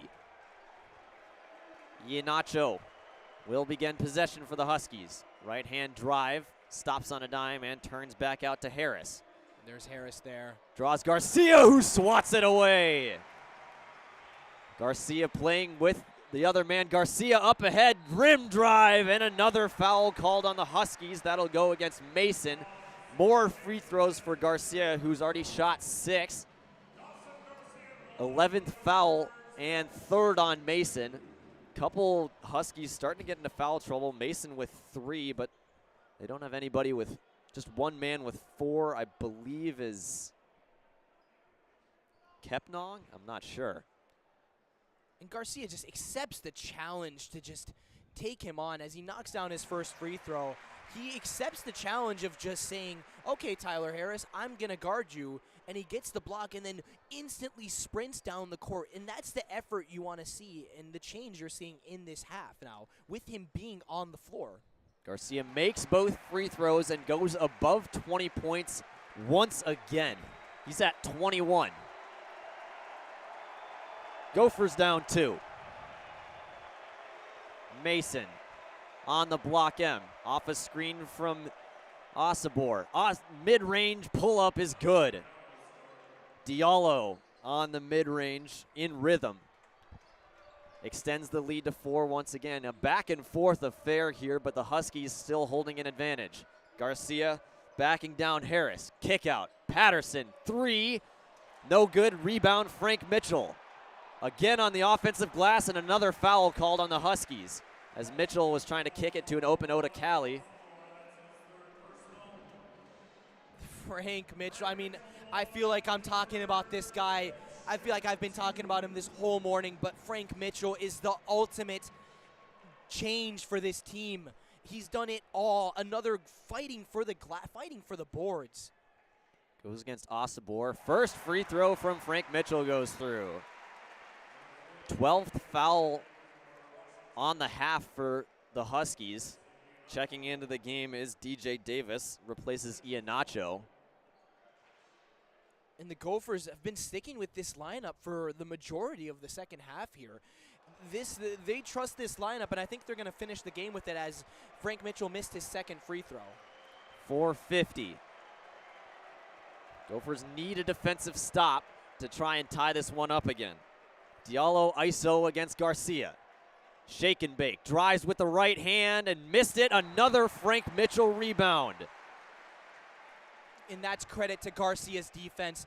His arms are so long, and he understands the space he can give his players. Mitchell drives the rim and gets it to fall. Mike Mitchell held scoreless for a while, cuts it to 2 on a strong drive. The lead is 1. Diallo getting instructions from head coach Danny Sprinkle. He's stepping onto the court. I mean, they've been calling that text nowadays. Osibor hands off for Mason, driving in, layup is good. Good screen from Osibor to gum up the paint, and a great layup from Mason with the right hand. He has 8. Garcia swings from Mitchell, driving into the paint again. Kick out, Odekale. Good ball movement. Patterson out for Mitchell, back for Garcia. Garcia driving into the lane, in for the layup. That's great ball movement from the Golden Gophers, keeping that Washington defense in transition. But they can keep getting these 2-pointers, and Washington keeps answering back. 3:20. Exactly what you said, and I mean that beautiful ball movement is what's led to these beautiful shots from the Gophers, especially with their intensity. Osibor for DJ Davis, back for Osibor, right-handed push shot, and he missed it. Odekale almost drew a charge foul, and the Gophers have a chance to take the lead back. Timeout on the floor with 2:59 to go. We've got a fun one here from downtown Minneapolis. Gophers down 1, looking to take the lead and close out a great second half comeback against the Huskies. From Radio K Sports, you're listening to Gopher Basketball.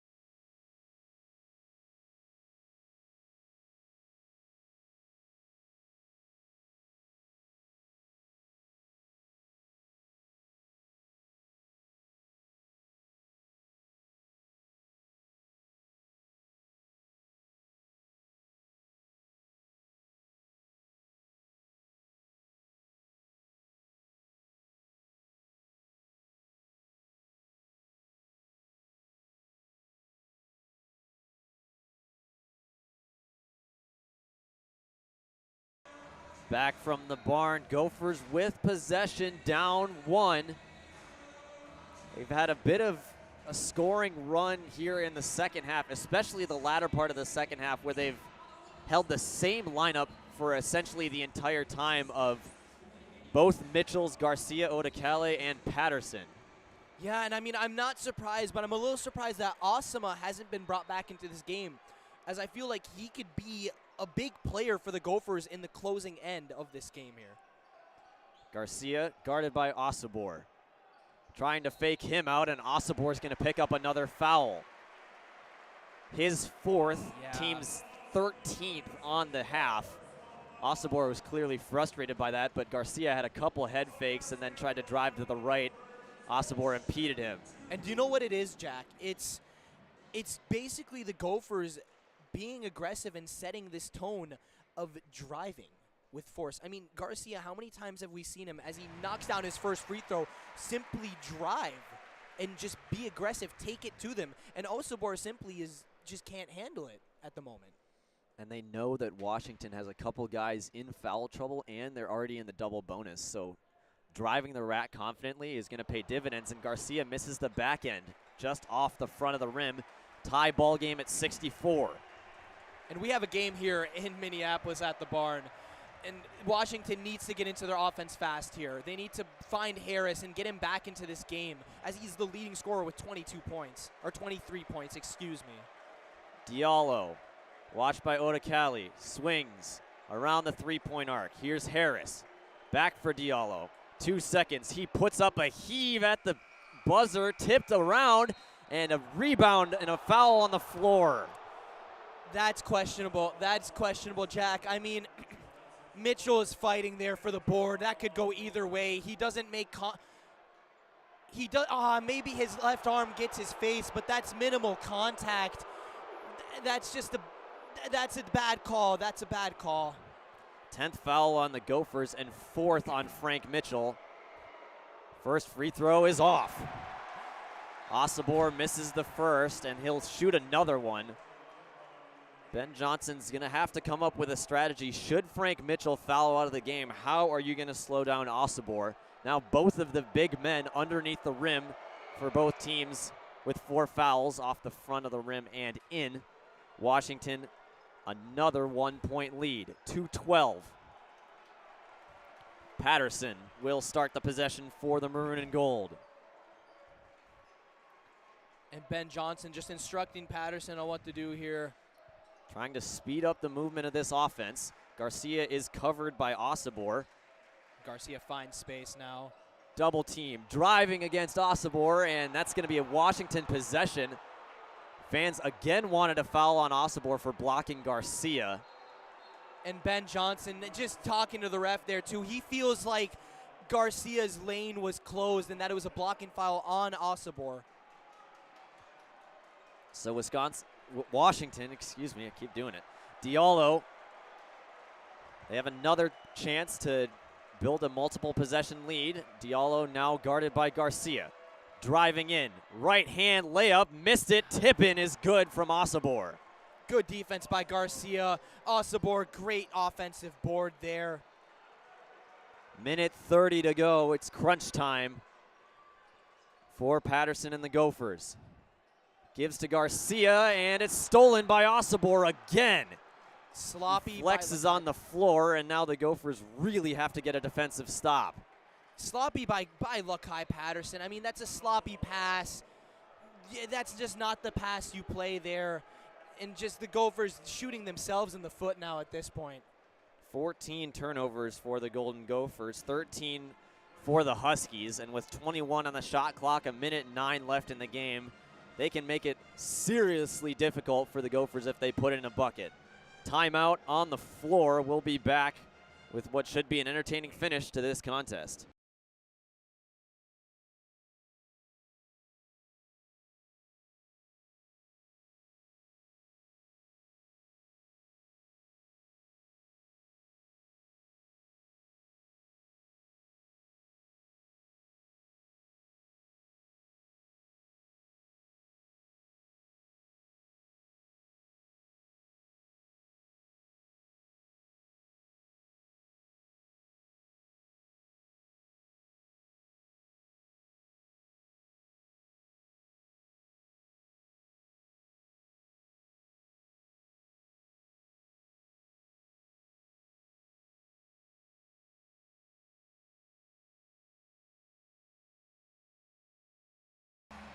Back here from the barn, your 5-point home favorite Golden Gophers find themselves down 3 without the ball in their hands.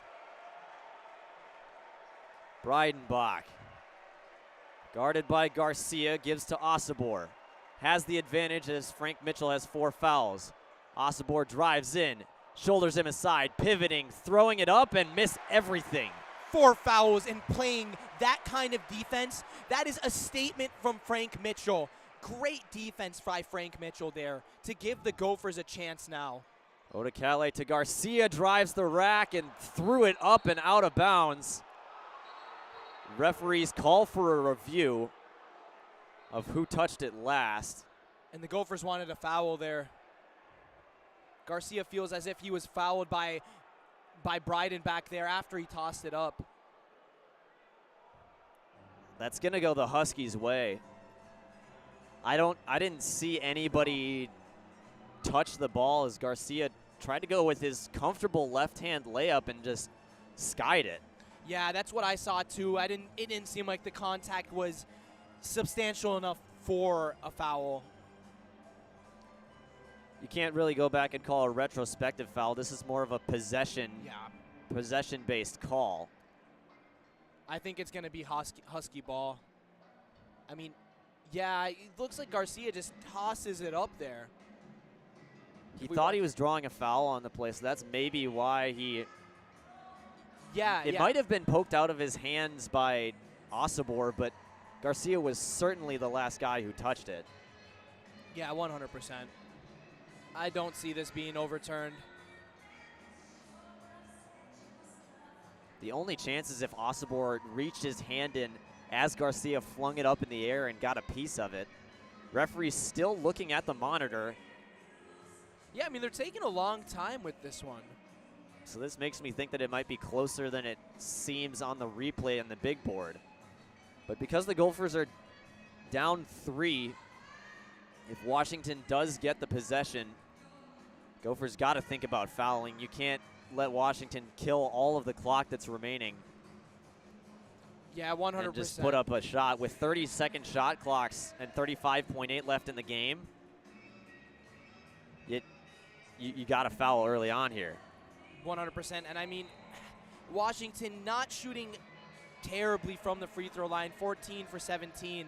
So the Gophers do have a chance. They'll play a full court press here on the Husky inbound. Breidenbach, the lone man on the Gophers' defensive side of the floor. Inbound from Harris. Gets it in. Diallo trapped there and gets it away. Gopher actually might be an 8-second violation. And timeout by Washington. Shot clock expired down to 21 seconds. They almost got a backcourt violation as the Golden Gopher defense was hounding them. Now 27.4 seconds remaining. Washington with 1 timeout left. Yeah, very unlucky for the Gophers there, but if you see him holding on to that ball, I mean, Diallo held on to that ball for 2 seconds. If you're Mitchell or Lakai Patterson, you need to grab that ball instantly. And that just unfortunate for the Gophers there. Actually, that was Washington's last timeout. Gophers still have 2. So if they do end up with a rebound off of or a steal, block, what have you, if they end up with the ball, Ben Johnson can call timeout and set up the offense for the maroon and gold. But if you look back at this game, and regardless of what happens, the reason why the Golden Gophers are so close is that slow first half, and then the turnovers have been just killing them. 15, their season average is a shade over 10, and really picking up some silly fouls, regardless of if they were fouls or not. There's been multiple fouls throughout the game that the Golden Gophers just shouldn't have taken. They've had 16 team fouls and given up 13 offensive rebounds, like we mentioned during the halftime show. Washington's been excellent on the offensive and defensive glass. If you look back on this game, heading into it, you think it's a trap for Ben Johnson, who had finally generated some momentum with those big wins. But if the Gophers are able to tie it, that shows a lot of resiliency with the maroon and gold. And if they can force an extra session or maybe even pull out an incredible win in regulation. That'll be fun. And the great teams always find a way. Harris the inbound. He's trapped and threw it away, and he stepped out of bounds. It's Golden Gopher basketball. And like you were just saying, Jack, there it is. That's the type of moment you need to take and the resiliency you need to have. Gopher ball with 23 seconds, enough time to get a quality shot off here. DJ Davis was trapped by the Golden Gophers. He stepped out of bounds in front of the referee, and we'll have another review to see if he in fact did step out of bounds. When he threw it back into the play, essentially, he threw it right to Mike Mitchell, who came up with possession, but the referee had whistled it dead.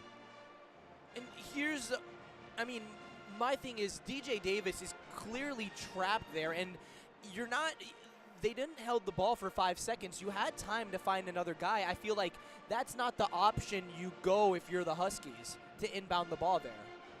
They had to get it deeper, but they inbounded it on their defensive half, and the Gophers just trapped them straight up. Great job from the Gophers.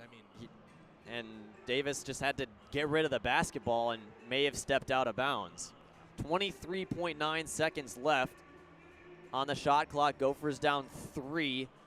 If you're Ben Johnson, what do you want to see? Do you want to see them dribble out the shot clock and get a last-second three-pointer, or do you want to see them drive the rack, try and grab a foul, and shoot a free throw for the lead? What do you like? Usually I'd say a 3, but 38% from the field. This is not a good three-point shooting team, and that's the reality of it. If I'm Ben Johnson, if a 3 arises, an open 3, you take that shot instantly. But don't run down the shot clock. Don't force up a bad shot. That is the biggest thing for the Golden Gophers. No matter what you do, you got to do it fast. Yes. It's 23.9 seconds left in the game. I want to see the Golden Gophers shooting at or before 15 seconds left, trying to catch the Huskies in transition, getting Garcia on a drive to the rack and maybe even picking up a foul. Call on the floor is confirmed, and Minnesota will take over. You just cannot slow down the offense right now, because if it's a miss with 5 seconds, that makes the next task incredibly so much more difficult, as Mitchell will check out of the game. Asama, who we were talking about for a while, is back in for the three-point shooting threat. And Asama shooting 40%. He's the leading three-point percentage for the Gophers this year, shooting 40% from the field. Asama has the inbound. If you're the Gophers, you need to be intentional here with what you do. Slow roll from Odekale, gets it back, gives Garcia. 13 on the shot clock, driving in. Right hand lay, finds its way in with 12.3. And the Gophers are fortunate here. Sorry, they called the timeout, but the Gophers are fortunate here that Washington doesn't have any timeouts, because they can't advance the ball past half court. So the inbound will come from beneath the Golden Gopher basket. I presume that if they get the inbound in cleanly, the Gophers will foul pretty quickly. Nobody's in danger of fouling out. Odekale and Patterson have 3 apiece. Garcia with 2. Garcia up to 26 points on the afternoon, with 21 of those coming in this half. 8 for 11 from the floor, 2 for 3 from beyond the arc, and 8 for 10 from the free throw line. That's just consistent with what he's been doing for the last 6-7 Big Ten games, and he's continuing his great performance, being a leader on this Golden Gopher squad. And you know what I like to describe these types of players, Jack? They're dogs. They're straight dogs. Dawson Garcia has been a straight dog. But also, if you're going to talk about Garcia, you have to talk about Tyler Harris for the Huskies. Obviously, he's been cold out in the latter end of this half, but these two guys have put on a show. And Dawson Garcia, continue to play great basketball. And the Gophers are now in a prime position where they need to get some sort of steal here and make foul quick. Your foul target is Osabor, who shoots to 61%. Huskies get it in, and a foul committed by Odekale on Davis. He shoots 89% from the floor. Davis is shaken up on the play with 9.7. And that's Odekale's 4th foul of the game, too. That's not the guy that you wanted to foul. Easily the team's best free throw shooter, 31 for 35 on the season. In the game, Davis has made both of his attempts. As he slowly walks to the free throw line, headed towards the Golden Gopher students section. 2 critical free throws for the senior transfer from Butler. And Davis, a high pressure moment for him here. And I assume he's been in a lot of these as a senior. Makes the first one and looked like nothing to it. Yeah, just calm and collected there for sure. Washington will sub some more defenders in to try and get an offensive rebound should Davis miss. And if he makes it, you need to move fast if you're the Gophers, and you need to get to your shot quick. Free throws up and just the same as the first one. 3-point, 69-66 lead for the Huskies with 9.7 seconds left. Ben Johnson is now out of timeouts as he uses his last to advance it half of the court. And at this point, you got to wait it out and look for a three-pointer. 2 points is borderline a loss unless you get a wide open look with immediately in the shot clock, and then because you can't advance the ball with a timeout, if you foul Washington, they can miss the second one, then cause pure havoc. This needs to be a 3-point attempt at the end of the game. Yeah, and I mean, the Gophers just from 3-point, I mean, there's not a lot of reliable shooters outside of Garcia, outside of Osama and Mike Mitchell, but he hasn't had a good shooting night. 1 for 5 for Mitchell. Garcia and Odekale 2 for 3. Lakai Patterson 1 for 2. Gophers right about at their season average, 6 for 16 from beyond the arc. And if I'm Ben Johnson, my first guy that I want the ball is number 3. And I'm going to agree right with you on that. I'm going to second you. I'm going to put the ball in my star player's hands just like I did against Michigan. I'm going to find him a shot. So it's Odekale, Garcia, Patterson, Mitchell, Osama. Opposing for the Huskies is Mason, Osabor, Davis, Harris, Diallo. Gophers will actually still have to inbound it from below their own basket. Patterson will do that.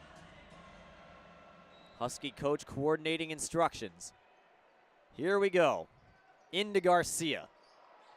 Driving in and a quick foul there by the Huskies. Actually a smart play. You do not want Dawson Garcia attempting a late play. That's Harris's third. Garcia will shoot 2 yeah, with just 7.2. And yeah, sorry, just stretches the game out longer now if you're the Huskies. Eliminates that possible 3-point shot. Garcia at the line. He is 8 for 10. And he misses the first. It's a critical free throw miss there from Dawson Garcia. They had to have that. As Davis checks into the game again, Frank Mitchell is there. I think Garcia is going to try and miss this one on purpose.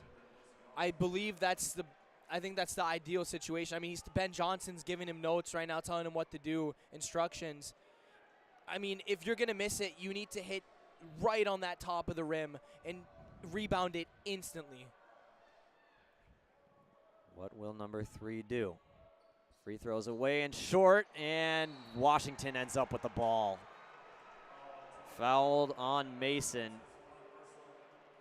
And people will start to head for the exits. Yeah, and it looks like that's going to do it. 5.9 remaining, 3-point game, and Garcia misses 2 critical free throws down the stretch. Gophers don't get the offensive board, and Makai Mason can ice the game.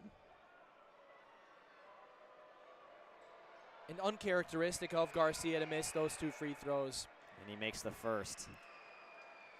Especially in a high intense moment of that one. And the Gophers regressing to their mean, a 66% from the line. Huskies shooting 85% as he makes the second, and Now it's a 5-point lead. Rolled ahead to Garcia, who picks it up, drives in, and takes an easy dunk with 2.1. Gophers down 3. And thrown in, touched up in the air. Garcia, Mitchell at the horn, and that's going to end the game. Gophers just lay an egg against an inferior Big Ten opponent in this one. Washington comes into the barn and stops the Golden Gophers' momentum as we roll right into our post-game analysis, a 68-71 defeat at the hands of the Huskies. And really where this game was won and lost was down the stretch and the Gophers' turnovers. I mean, 15 turnovers. Their season average is 10, and it's the turnovers and the offensive rebounds. An 8 rebound disparity on the offensive glass. 13 for the Huskies, just 5 for the Gophers. Their leading scorer, Dawson Garcia, 9 for 12 from the floor, had 8 free throws on 12 attempts as well. Leading scorer for the Huskies was Tyler Harris. He had 23 on 9 for 12 shooting, 4 for 4 from beyond the arc to beat the Gophers, who were 5-point favorites. And you really thought this team was different in those 3 games against Michigan, against Iowa, against Oregon. You thought this team could evolve and take that next step, and they just fall into the same old habits that they did against the Michigan State Spartans and lose their second in a row.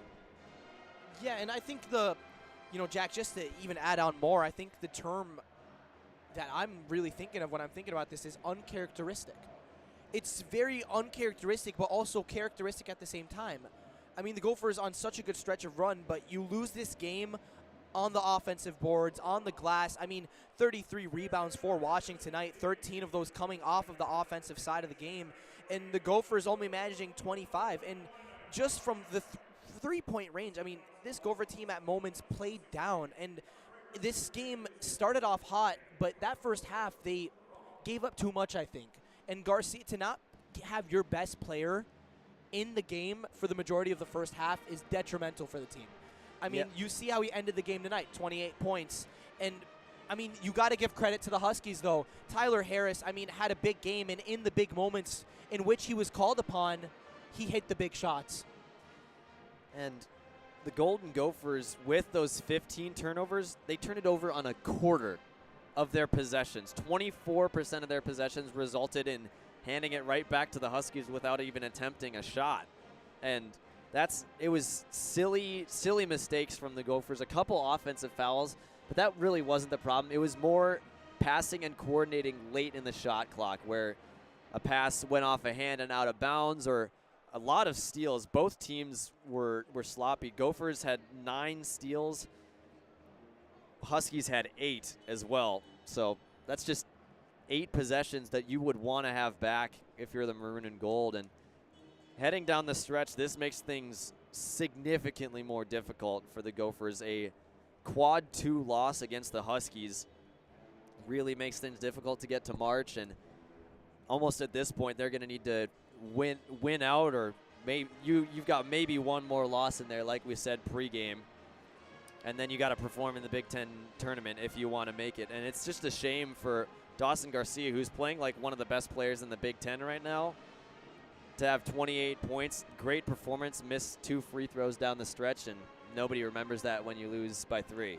No, never. And I mean, it speaks a lot more. It speaks a lot louder because, I mean, the Huskies are 1-8 in Big Ten conference play, now 2-9. If you're the Gophers, that's just not something you allow, especially as a team where you've been playing at this type of level. And it really speaks loudly to that. But, I mean, the Huskies, you have to give them credit. You have to give credit to Osabar especially. But, I mean, to start off this February, after going 1-6 in the month of January, it is a hot start for the Huskies. But for the Gophers, I mean, you can take some positive signs out of this, is that Garcia is playing at his best. Frank Mitchell is by far one of the most important defensive players they have. And there needs to be something done about the inconsistencies with the shooting. Yeah, Mike Mitchell, again, struggled from the field, just 2 for 7, 1 for 5 from beyond the arc. Lakai Patterson just put up 4 shots in 35 minutes. and wound up with 5 points to his name. Asama was minus 14 actually on the game, even though he did have 8 points. And I think defensively the Gophers, they had their successes, they had their shortcomings, but it was really inside the paint when Frank Mitchell wasn't on the floor that Washington was just rim attacking, obviously from beyond the arc. Washington shot 7 for 15, which is solid, but they only shot 41% from the floor. It's just those second chance opportunities. You put up 55 shots compared to the Golden Gophers' 44. That's 11 shot differential, which is pretty crazy in today's college basketball age, and that's the reason the Gophers just didn't put up as many shots. Yeah, and I mean, just to even add on to that, I mean, defensively in general, points off turnovers, the Gophers had 18 points off of turnovers. The Huskies only had 8. I mean, the Gophers clearly are good at defense. And, I mean, you have players like Femi Odokale who had 3 steals on the night. Lakai Patterson had 3 steals. Garcia had 1 block. Odokale had 2 blocks. Like, this isn't a team that doesn't know what they're doing defensively. It's just so many inconsistencies in these runs, in these moments, that can lead to costly mistakes. I mean, like you were saying, the non-Frank Mitchell minutes were very detrimental at times. So we will close it out here from the barn. Golden Gophers fall victim to the upset Huskies. Your player of the game, though, Jack. My player of the game, I mean, it's got to be Garcia. There's really nobody else it could be. Odokale was the only other Gopher in double figures with 10. Frank Mitchell played well. He played 23 minutes, was just -2. Actually, the tech really hurts his performance, for me at least. But Garcia was certainly the player of the game. Asama did step up with 8 points off the bench early on, but didn't have enough down the stretch.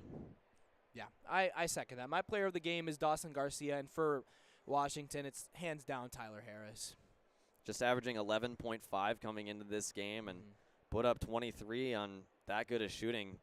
It's just an outstanding individual effort. So our next basketball podcast will be here from the barn, a 5 o'clock game against the number 18 Fighting Illini of Illinois on February 8th. Our next Radio K broadcast is coming up here in just about 3.5 hours. Me and Max Watchchuck will be calling the Golden Gophers' second game against the Wisconsin Badgers at 3M Arena at Mariucci as the Golden Gophers look to sweep the rival Badgers. So signing off, Jack Bartlett and Ahmed Hassan. Thank you for listening, everybody. And as always, Sky Yuma, row the boat. Go Gophers. They fall up short in this one.